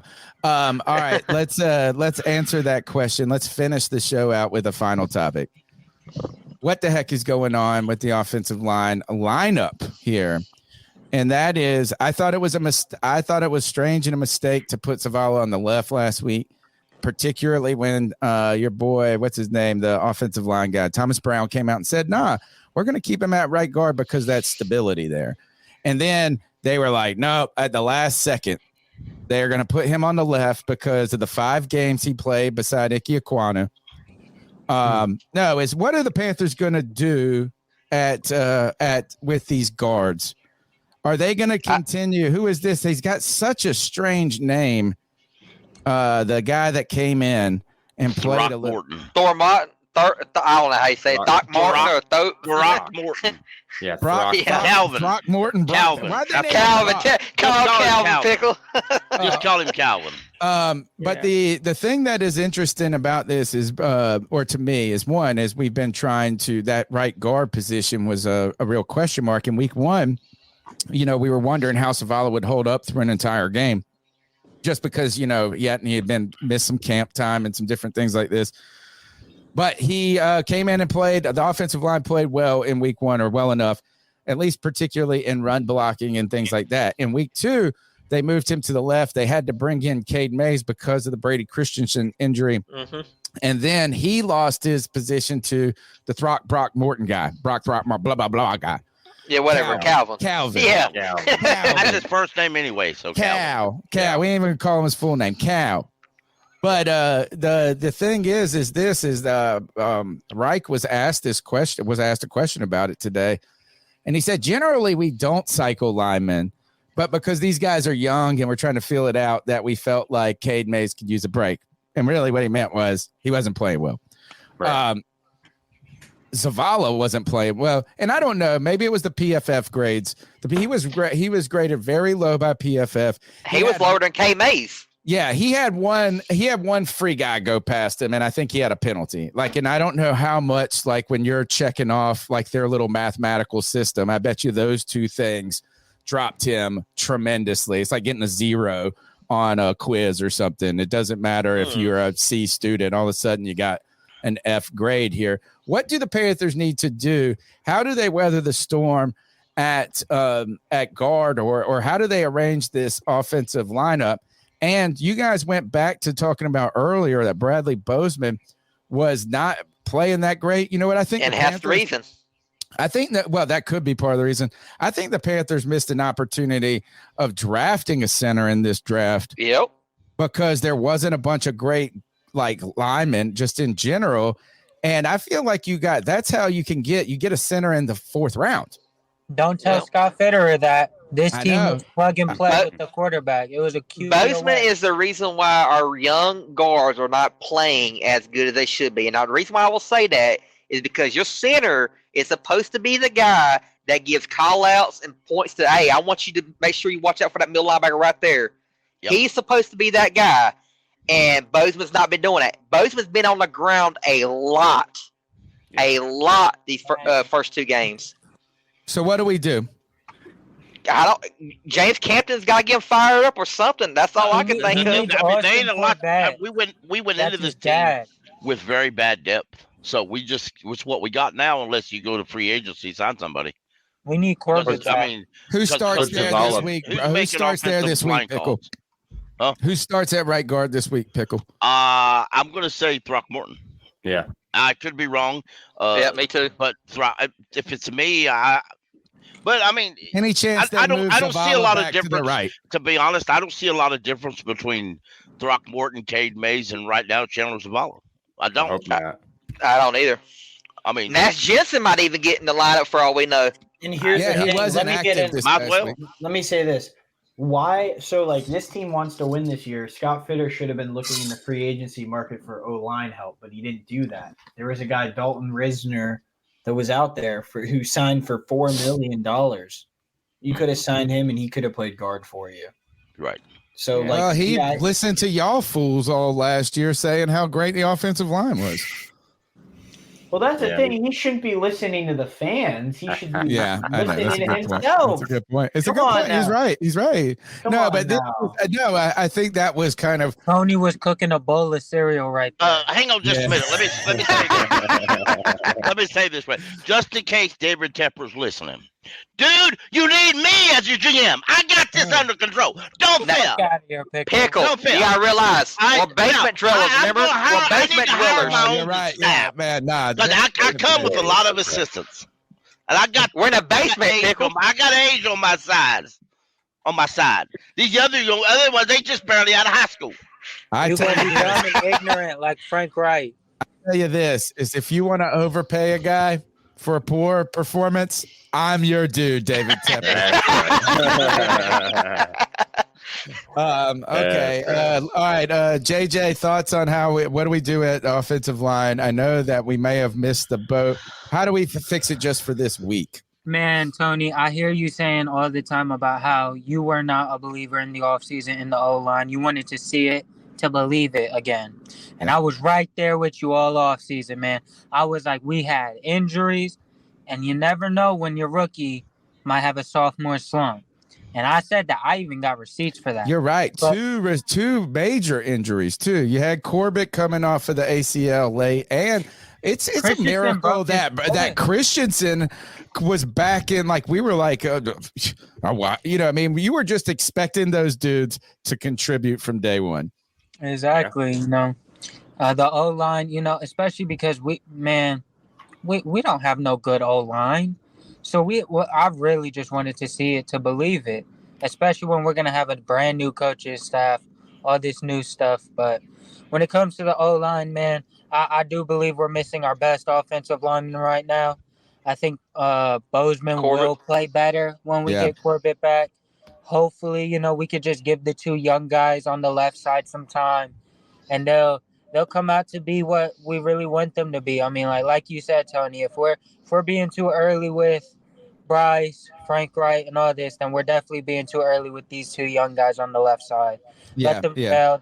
I want to see this Nash Jensen. I want to see this. I kind of do too. Because, there's always some guard like a Norwell who comes out of nowhere that is just like a big, mean Tony? Viking white boy.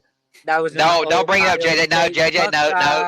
No. Yeah, I have the last question for the panel. Okay. He gonna be celebrating with me tomorrow. I do want to say this: being a Panthers fan right now, I don't know if y'all watched the Peanuts at all or Charlie Brown growing up, but there's a scene obviously on Halloween where they're like, I got a candy bar, I got this, and then Charlie's like, I got a rock. That's honestly what I just feel like we are right now, bro. We get a fat rock instead of a freaking candy bar, man. Listen, this is my last question for the panel. If we do lose this week, where do we go from here? How are y'all's expectations from that? We pray. And if we win, do you think that we do start Andy Dalton? I know we're not going to, but no, it's not gonna happen. If we win, everybody on Twitter's, we're going to the Super Bowl. We've got it. Exactly. If we win, that's how I started my call on the post game. You know what? I'll tell you exactly how I feel if we win this week. We'll start. Come on, bro. We'll start the season. We'll start the season 1-5. If we lose this week, we start the season 0-6. Yep.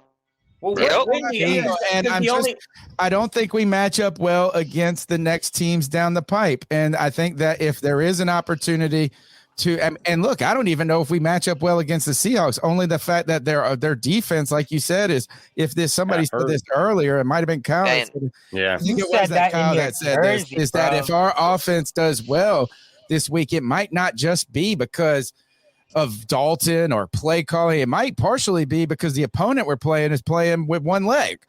They are.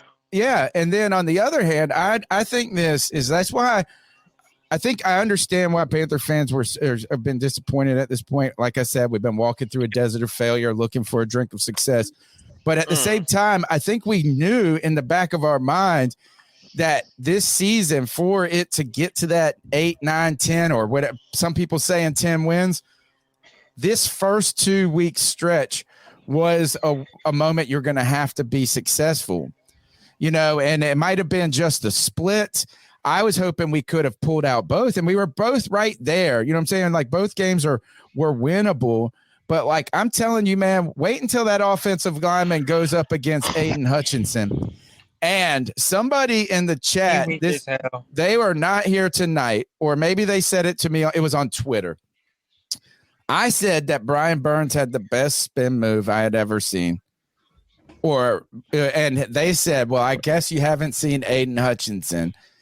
And I have not paid attention to his spin move, but I saw him do the spin move, and they were right.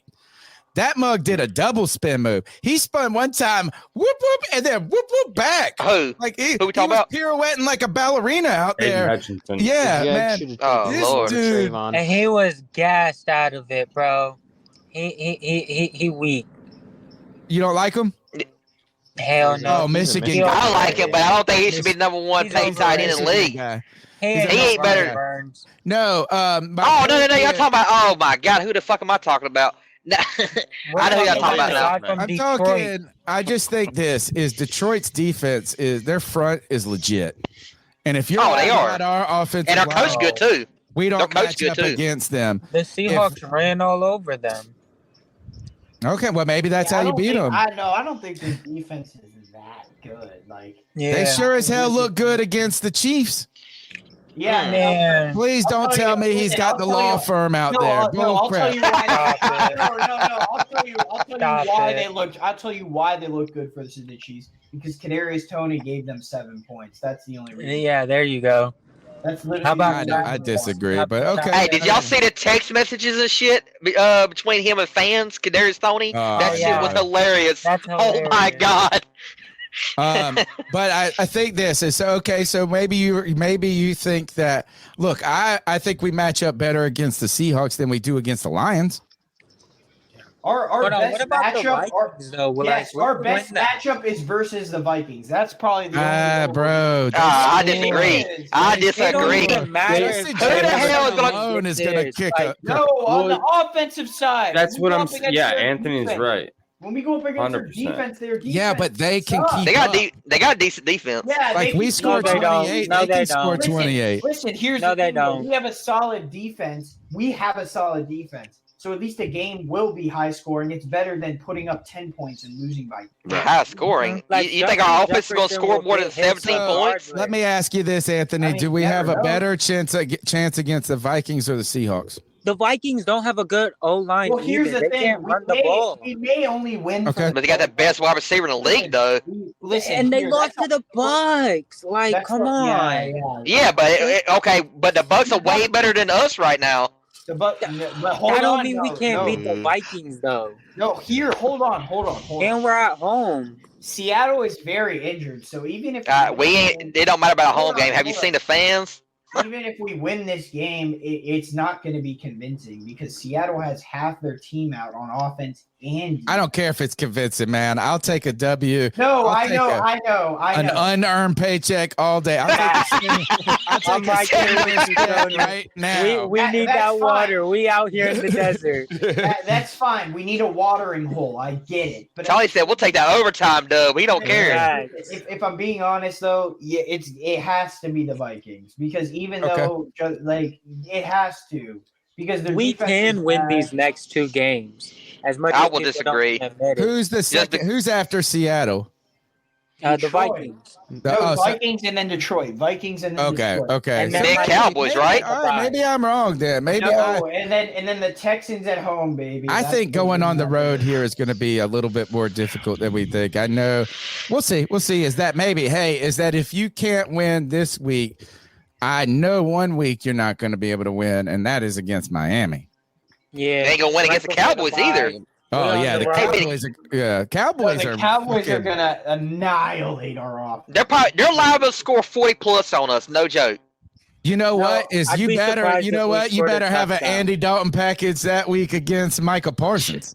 Yeah. Dude, it's gonna be they could beat us. The Cowboys could beat us 10-0 by just Bryce Young's ankle will be conveniently hurt that weekend. God, please. This shit better be. It better be, JJ. It better be. I got Micah Parsons gonna. No, it was.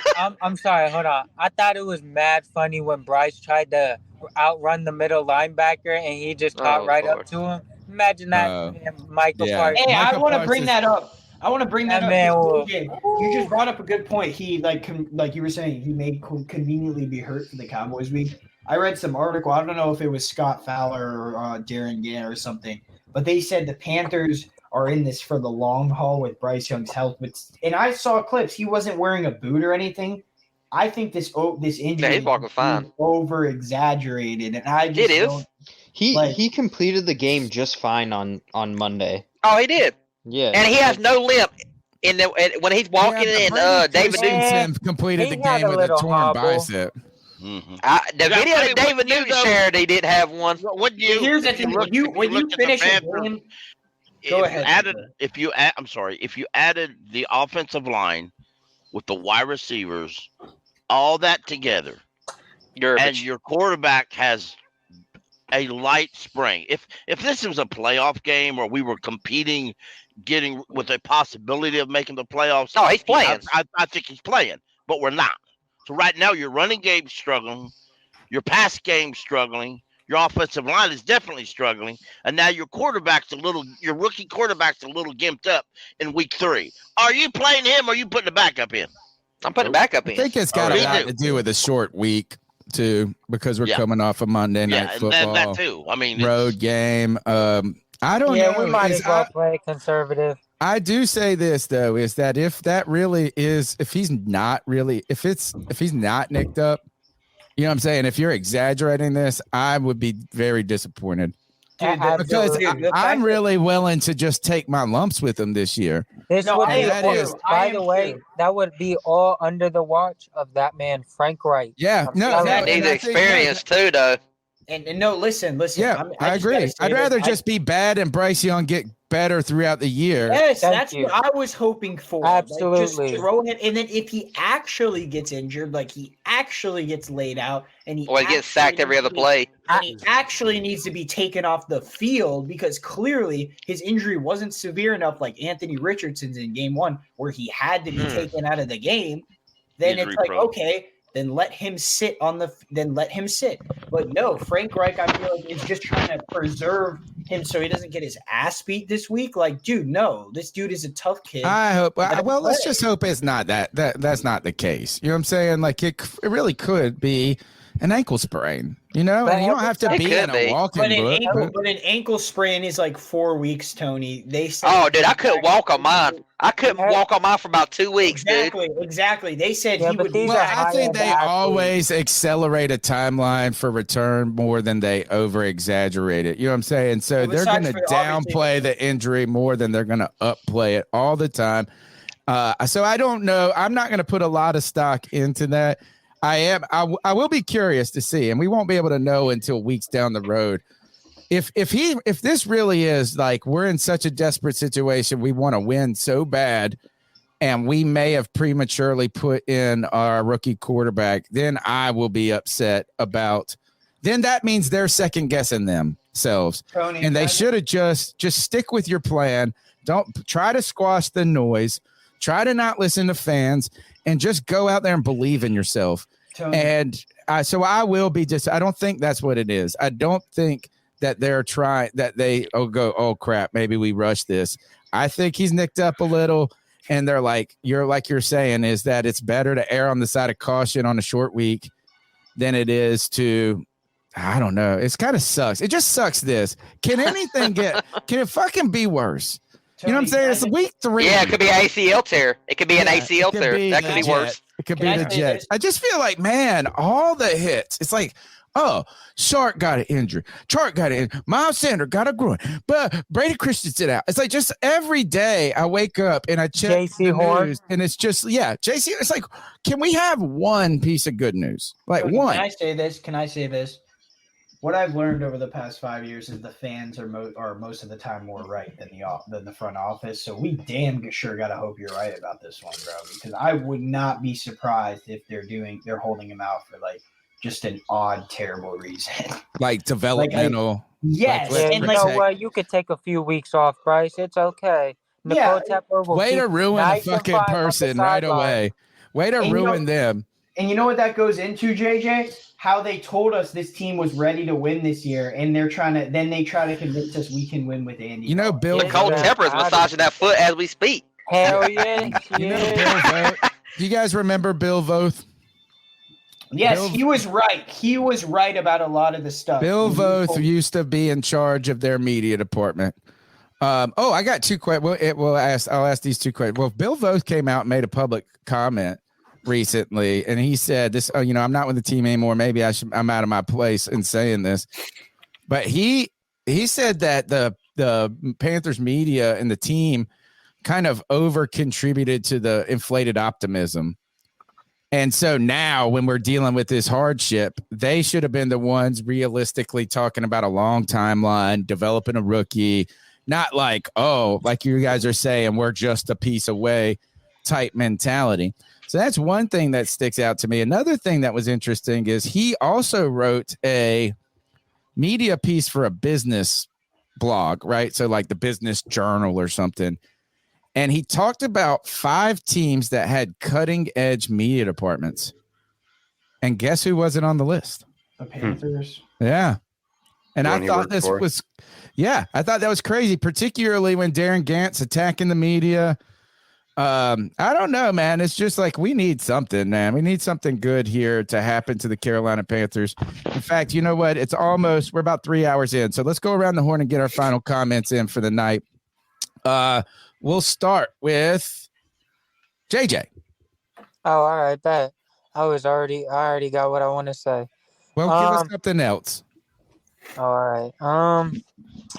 I think the best way to move forward in terms of this team, in terms of a roster standpoint, I think the best way they need to look at this situation is Brian Burns, Derek Brown, Bryce Young, and Icky are the pillars of this team. They are who we've invested in, and we need to get Burns under a contract. We need to look forward to that. Derek Say that one more time, JJ, for G-Baby to hear. Let's hear the players one more time. The 4 players that we need to, build around this franchise around is Ike Ekwonu, Bryce Young, and Brian Burns and Derek Brown. J.C. Horn has to prove himself, and maybe he can add himself on there. But until then, no. And everyone else, we really need to build around those 4 players. I like it. And whether we have to fire Scott Fitter and Frank Wright this offseason, we really need to hit a home run. I'm telling y'all, I think you're right, and I think you're really right on one, and I'm starting to change my mind on the Burns thing, JJ. And I know that, I don't think he's the greatest thing since sliced bread, but I think that every great defense usually has 2 good pass rushers. And to us not have any good, what we need to be doing is let's get the elite dude beside him. That's what I'm saying. I was like, it's like if you start through the draft, if you hit the home run on the GM and the head coach, you're gonna start hitting on some of those picks. Imagine you hit the next edge rusher to go along with those 2 guys. You got a vicious D line at that point that can win you football games off of their backs. All right. Let alone the offense you can then start to look forward to building around. It's a situation like that, but you have to make that the plan, identify the situation, then make that the plan, should I say, and then execute after it. It's really about your execution. And Scott Fitter hasn't executed, and so far it doesn't look like Frank Wright has, but he still has a season to prove himself. But like I said before, if he wins 5 games or less, I'm gonna be honest. There's no real reason to keep him. It's going to be hard. You know, I think it's going to be hard. You know what I'm saying? It's going to be hard to just argue for it. I mean, and it might be the right decision in the long term to not abandon ship, but it also is going to be like, you think, I mean, like, gosh, do you think David Tepper is always going to get there at the end and be like, Jesus? Bryce is not a bum to whoever sent that. This is C-Dog. C-Dog said that. Stop that bullshit, bro. Stop that. Stop he that said, "Stop with the excuses." He said, "All right, let's go to let's go to Evan. Where did Evan? Did he leave? Evan Sports Talk. He's the quietest of the bunch of this tonight. It feels like. Bro. Hey, thank you for starting with me. Evan, I did. I left you out last time. I won't going to do it twice in a row. Evan, what are your final thoughts on the Panthers heading into Week 3? To the fans, to whoever you want. Mike's yours. I mean, I think it's going to be a tough week. I mean, it's going to be a tough season, but like you said, I mean, we passed. If I'm being honest, this year I thought we might end up going BJ Ojulari with that 2nd round pick, and he was probably my guy if I'm being honest. Over going Jonathan Mingo. I was happy when we went with him because everybody's hyping him up, and he seemed like he might end up being good. But I was really hoping to get that guy across from Brian Burns this past off season, and it's like you said, Tony, we got to do it through the draft, whether that's not this upcoming draft, but maybe next year's draft when we have a 1st round pick, depending on where we are, go with a edge rusher. But we do need to get that guy across from Brian Burns and have a scary O-line with Brian Burns, Derek Brown, and if that guy across from him that we would draft would become the guy across from him, I mean, that would be a pretty scary O-line or D-line, I should say. You brought up Jonathan Mingo. Don't forget Sunday after the game, we will be playing the Mega Mingo card. And to be honest, we could have a winner this week. It truly could be giving away a jersey, and hopefully my mom wins it so I get it. I thought about this. You know, we have a free. You know how bingo cards or our Mingo card has a free square. Yeah. Maybe I should change that free square to just show Bryce Young's parents. They show his parents like once a quarter. That's a free square right there. I'm putting that one on the next card though. Bryce Young's parents. But here, I think when you bring up Jonathan Mingo, we're excited. Another desert we've been walking through is a desert of trying to find 2 wide receivers in the same season. And I know that everybody's gonna be like, well, we had it with Curtis Samuel, but no, they were always hurt. Somebody was always hurt. Something was just never. 2020. Yeah, the consistency. You had that 1 year, and they just dished it around, but we still only won 5 games. My point being, and by the way, guess what Curtis Samuel is right now? Hurt right now. Just like next year. Hurt. And he's even on the roster. He was hurt here. But He's here. such a fun player. Watch out, man. But bringing up Mingo. Hey, guess who he played for, though? Guess his team that he played for. He'd be wide receiver 1 on this team. I ain't hearing shit from you. He played for a bomb college. Not even He played for a great college. You talk about the 2, you talk about bums. We got Terrence Marshall and DJ Chark straight out of LSU Baton Rouge. Damn. Here, but let me finish my point about Mingo. You said Notre Dame, go Notre Dame, JJ? I said the Buckeyes going to smack their ass. That's what I said. I think with Mingo, there's 2 things that are difficult with the Mingo pick for me right now. One, I like the player. I think he can be something, or at least you look at his body type. I think he has the potential.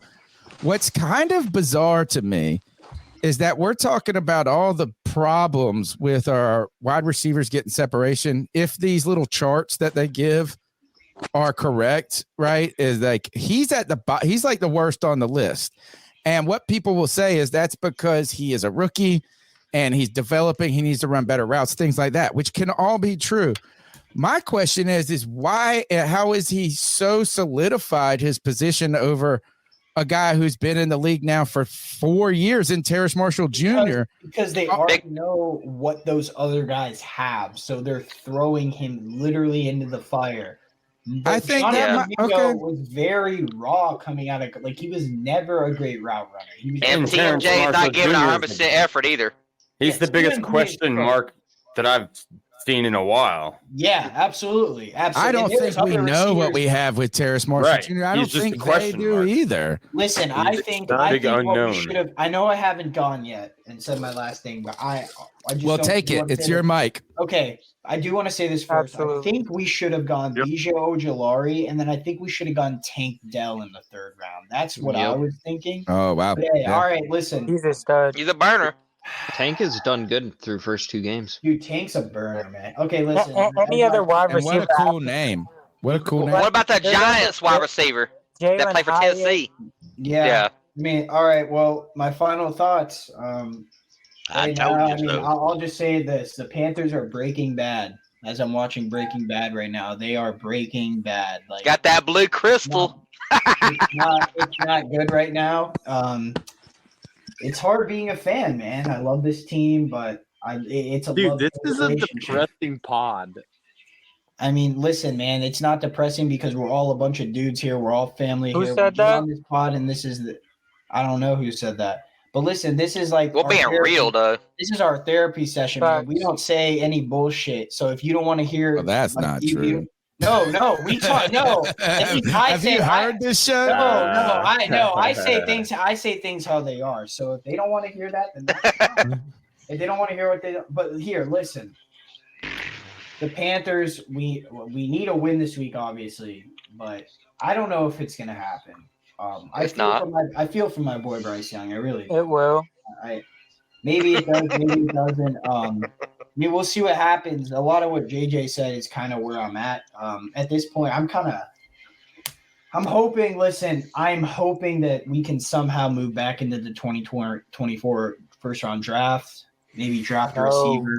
That's only gonna happen if we Give trade it Brian up. Burns. No. If our pick is high enough, we could trade it. We don't know, bro. If we're talking about if we're second trying to get rounder? better, we can't No, give up I'm that. not, bro. You're always assuming like I'm acting like that's what we're gonna do. No, I'm hoping we do that. Like that's just a hope of mine. He just Kinda like he wants a premium player.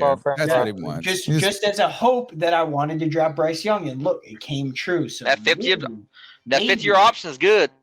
Listen, yeah, and listen, man, we just need some stability. I mean, listen, maybe I'm being too hard on Frank Reich. I just think that a lot of my concerns of what I've said have been the things that Colts fans have preached to me and online.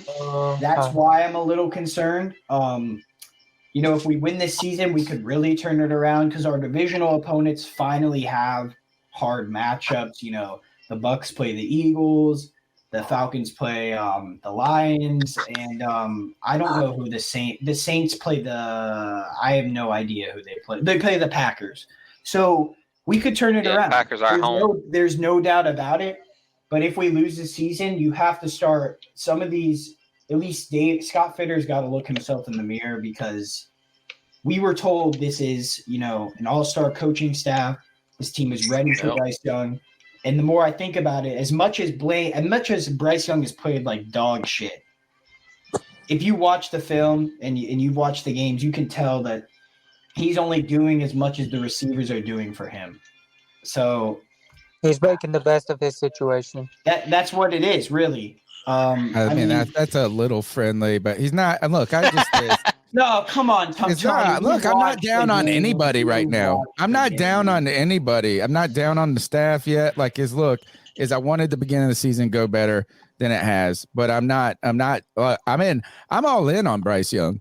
You convinced right? And me the reason I'm 6. No, listen, Bryce Young. I think it's realistic, but that doesn't still mean that I don't like what we're working towards. Bryce right? Young, Bryce Young is the least in a world of imagination. Listen, all the problems you see right now, Tony, listen, I was calling out these problems before we drafted a quarterback, even if it was Anthony Richardson, even if it was CJ Stroud.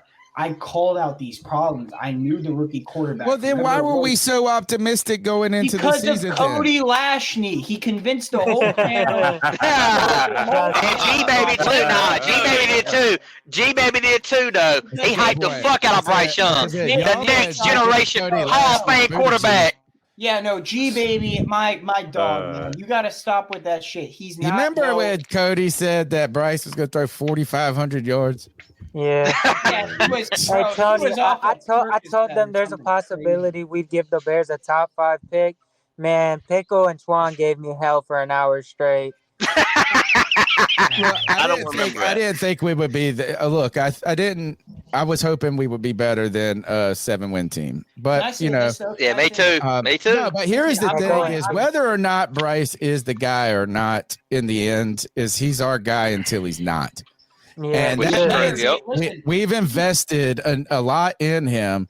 He's and the so, GOAT. like, you have CMC, to- DJ Moore. We just we made an investment. We invested in a company, you know, and we got to work for that company to see. We invested in the C3 Panthers podcast, and we got to root for that thing to succeed. Let's go to Jake, your final words for the C3. Tony, can I get this in real You still quick? got more? Go ahead, Anthony. You got all night. None of us. He smoked some of that blue crystal, and now he's just gonna be like, oh, let's talk about the Panthers. Yeah, bitch. Yeah, no, I'm joking. Damn. Listen, I love no, Badger and those boys. I like Badger. Those two cats. Those are my Dude, favorite. right now, I'm rewatching Granite State. So there's that scene where Badger and Sneaky Pete point the Yeah, I like them both. Great scene, man. But realistically, listen, Bryce Young, I'm not giving up on him. I someone said it earlier. We're not really going to see what he can do until he gets a competent unit. So I think that's something we have to take into account.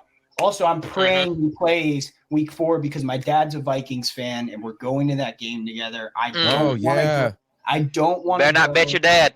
Don't bet your dad. My birthday I'm not. Hey, happy early birthday. Wow, bro. you said But that was the listen, I'm winnable not- game, bro. It is a Bet winnable him. game, but listen, no, I will bet him. Don't bet your dad.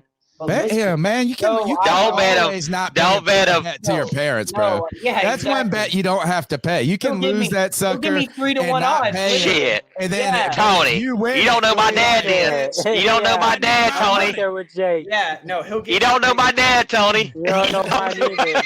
Listen, he usually gives me 3 to 1 odds if I ever bet him. But like in all seriousness, I want Bryce to play because he's the reason I'm excited this season, and I do not. He needs want to experience, go to too. Andy Dalton. Yeah, I don't want to go there. I've seen Sam Darnold on the fields too many times. Oh, Lord. I've seen PJ Walker in person too many times. Baker I don't wanna Mayfield. see that, man. Hey, Yeah. Baker Mayfield's my guy. I'm not giving up on Baker Mayfield, man. Y'all better hope. I'm done. Y'all better Nah, hope- Anthony. No, y'all- Nah, Anthony. Nah. about him. You can't say that shit. You can't. Me and Tony with Baker Bonds last year. Did what happened? I Nothing. learned my lesson. Motherfucker. I did too, Tony. Now, though, what's happening now? We though? got syphilis and moved on. I'm taking my penicillin crazy. shot. Y'all are and- crazy. Damn. All right, go on, Jake. But Tony, what jersey is that? Who is that? That's Jeremy Chin, ain't it? No, Yeah, this it's is not no, this is Tim Biakabatuka, baby. Yeah, I don't know who. Oh, I well. don't know. I knew it was before my time. You want to talk That's about that it? one, It's right? What another year was- bust. It's another. What year was that? What That's year the was that? What Michigan year was running that? back, right? Yeah. I think that was 2000. Ah, damn. Yeah. So This that is was a like- total a gift, like a Walmart buy.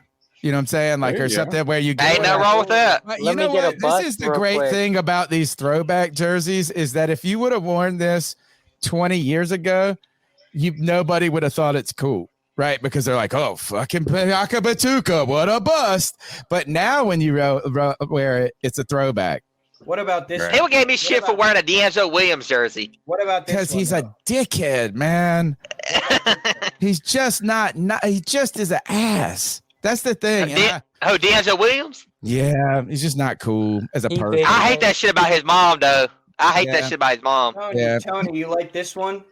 Is that a Stitched- China one? No, this is Oh. a stitched rookie Cam Newton jersey. Oh, My nice, dad gave nice. me When we That's the yeah, best rookie ones. year. That's Stitch. Rookie year, I'm stitched. totally not above a Chinese jersey. I don't buy Chinese. Nobody jerseys. is. I don't buy them. No. Oh, I do. You got them. do. You I got buy them 'em. 7-year-old Chinese. I ain't gonna say what I'm about to say. I'll tell you this. All right, Jake, you go. Your last word, then I'll tell you a great story about a Chinese jersey. Okay. Well, I don't think we're gonna win Sunday, but I'm gonna watch it anyways. I'm gonna watch all the games this Smoking year. crack. Like, okay, JJ, that's why Notre Dame's gonna beat y'all. It's okay. Anyways, anyway, I'm gonna watch all the games this year. You know, I'm a real true fan, dude. I don't care if we get blown the fuck out. I'm gonna watch it till the fucking whistle blows. You know what I'm saying? But I don't know. I feel like Frank Wright has to open this offense some way. He has to have his playbook. Stop with the vanilla shit. I don't care if you have to copy Thomas Brown play calls. Do what you got to do and just show something. Anything is better than nothing. But other than that, I appreciate y'all though. I had fun. I love this podcast. Y'all make my night every single time. Dude, Yeah, I that's look awesome. listen, this podcast is so awesome. I look forward to it more than Sundays, man. Like, That's great. Look, before I intro Kyle, I need to know this. Mom, are you still in the chat? This actually goes a long way to this Jersey story. Kyle, give us your last thoughts for the night. All right, so I appreciate being on. Love it all the time. But so going into this week, I'm not very optimistic. Even though we're playing a hurt team, Smoking crack. I still don't know that we're going to be able to get the kind of offensive production that's going to be able to put up the points. I think our defense will do what it always does, like it's done for the last couple of years, and keep the game close. I don't think it'll be a blowout or anything, but at the same time, I don't think it's going to be a winnable game. As far as going forward, I'd like to reiterate the fact that I really don't want Scott Fitterer to be involved with this draft. Okay. All right. Good. I think you're not alone on that. You got any plugs? I saw you had something Oh, yes, sir. So you guys can come check me out over at Charlotte Sports One on YouTube, Twitter, Twitch, and charlottesports1.com. Awesome. All right. So my mom has not commented. So you're going to learn two things about me. One, I am cheap. I am a cheapo. So I'm not above buying a Chinese jersey. On top of that, I'm so cheap that I complain about it. Do you know who it was? It was Shaq Thompson. And I'm still complaining about Shaq Thompson because I bought his jersey before he played and then he didn't live up to it for me. So that's how cheap I am. I even got a discount jersey and still got mad about how much I spent on it. The other thing is I like my gentlemen's clubs particularly janky. I like a janky gentleman's club. I don't want to go to a nice one. I don't want to go to one where you meet somebody. So I was at a wonderful gentleman's club one time wearing this jersey, the Shaq Thompson jersey. And luckily, actually, I was having this beautiful, beautiful Russian girl. I do have an affinity for Eastern Europeans. And Tony, I agree. It's got to be a raunchy ass damn gentleman's club. I feel you, bro. She was smoking too. And I was having a good time, having a fun time. And she was too, clearly, or at least it felt like it. She even complimented me on my jersey, right? I think that's what they get paid for. Oh, but totally, then she found out it was China and she left you. No. So I get home, and this is one of those like late, this is one of those mugs that you go to after the bar, right? Not like, it's late when you walk in. You're walking in when the sun's coming up. And you also don't want to walk in, all this smelling like that. So I take this jersey off. Dude, and I look down, and the top of my shorts are purple. My undershirt is completely purple, and it just bled and bled. Damn! I was like, he was really putting in work. I was like, man, my jersey even had a good time. That's my story right there. All right, that man looking like a rainbow. Panther Pickle, your final words for the night. I would love to get a win, but I don't really think we will, but we might. Who knows? And if we do get a win, I don't want JJ to celebrate at all. I want him just to say, fuck it. Didn't he pick us to win? I did. Well, anyway. Can you tell Panther Pickle, can you tell Scott Fitterer to shut the hell up? Yeah, he like Matt Rowe. He don't listen, but he had shut the hell up. All right. Now is Al all for Panthers in here? Or is he just hanging out? All right. Then let's give the final mic. Did I miss anybody? Because we've closed out with these. All right, D's final thoughts are for you. Here's the big boy.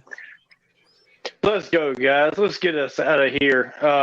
Just a great time. Thank you once again, the Bat Daddy, for joining the Friday Free for All tonight. We got some great debate out of that, and of course, Tony hosting the show tonight. It was a lot different, to be honest. we have a lot more fighting when you're not here. Like you do a good job of making us sit down and being the dad and at us I'm actually teacher, having a great debate. I swear it shows, man. It shows. I feel like we had a more organized, gentlemen or organized. Yeah, absolutely. Conversation tonight. Anyway. Appreciate it, man. It was a great time. Everybody on the panel, we've got a lot going on with C3. I don't even know where to start. Monday nights, 6:30 p.m. Me and Panther Pickle on the Spaces. Thank you for Tony for joining the last one, man. We really appreciate you having you drop in there. Tuesday nights, a flagship show. Make sure you call in your cat calls for the C3 Panthers podcast. Have Tony and Cody comment on what you got to say about the Panthers. That's 252-228-5098. Nothing going on. Well, there's a lot going on actually now. On Wednesday nights, we got Charlotte Sports 1, Kyle right here above me. If you can see Kyle, please join that podcast. We're talking about the Hornets. We're talking about the Panthers. We're having a great time. And, of course, Evan way over there on the other side. Evan's talking about, before that, at 6:20 p.m., we go from one podcast to the other. We talk about college football first, and then we go on to the Hornets and the Panthers afterwards. So please join us, guys. We want you to contribute to those podcasts. We're having a great time on there. Thursday nights, we're live again right before the game. Me and Panther Pickle on Spaces. All your favorites from C3 are there as well. Friday night, my favorite show. We're always having a good time. And then on Sundays or Mondays, it might be right after the game. Join the C3 Panthers podcast in the post game show. Looking forward to tomorrow. We'll probably get a win. I think it's going to be from the defense tomorrow. I don't see much coming from the offense, man. We're really banged up the middle, and looks to me like Frank Reich had a lot of plans for the middle of the defense and really attacking there, and it just didn't happen versus the Saints. And they're probably a little bit stronger than the Falcons were in week one. It's early in the season. Don't give up all hope. Let's keep cheering for the Panthers, guys. Bryce Young's probably going to be back in 2 weeks. Now, I'm no longer talking about 4K yards. We've lost a few games. So now we're probably looking at 3,500 yards for Bryce Young. Best case scenario. Come cheer with me for the Panthers, and thank you for joining the C3 Panthers podcast. We appreciate you all, and catch us next time right here at 7 p.m. Absolutely. Boy, can't do it better, man. That's a pro. That's a pro right there. Also, check out Cody and Pickle on the film review. And, yeah, we'll be here after the game. A 4:00 game for the Panthers, so a little bit later post-game than we are accustomed to. Greg, we're actually leaving. I actually figured you guys were getting close to getting to the end. Sorry, I just got back and my daughter was hungry, so now I've got to make late dinner for the. That's all right. I'm about to get out of here myself. So here, Greg, we'll be here on Sunday after the game for the post game. It's 4:00, so we'll be here a Sunday night. You guys make sure you check out the C3 Panthers podcast. All of these other look, go and just contribute to other people's shows. They don't want you to just listen to them. They want you to be a part of them. And you know what? As I found out, this is why this Friday thing turned out to be so awesome, is they don't want to hear Tony. Y'all want to speak. Y'all want to speak, man. So go get on these podcasts and speak.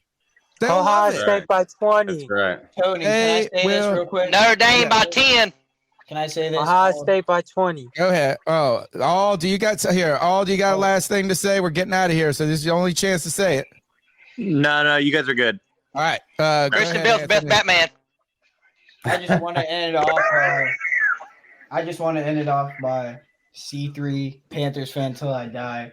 Boys, you already know the vibes. Keep motherfucking pounding, boys. Let's go, C3.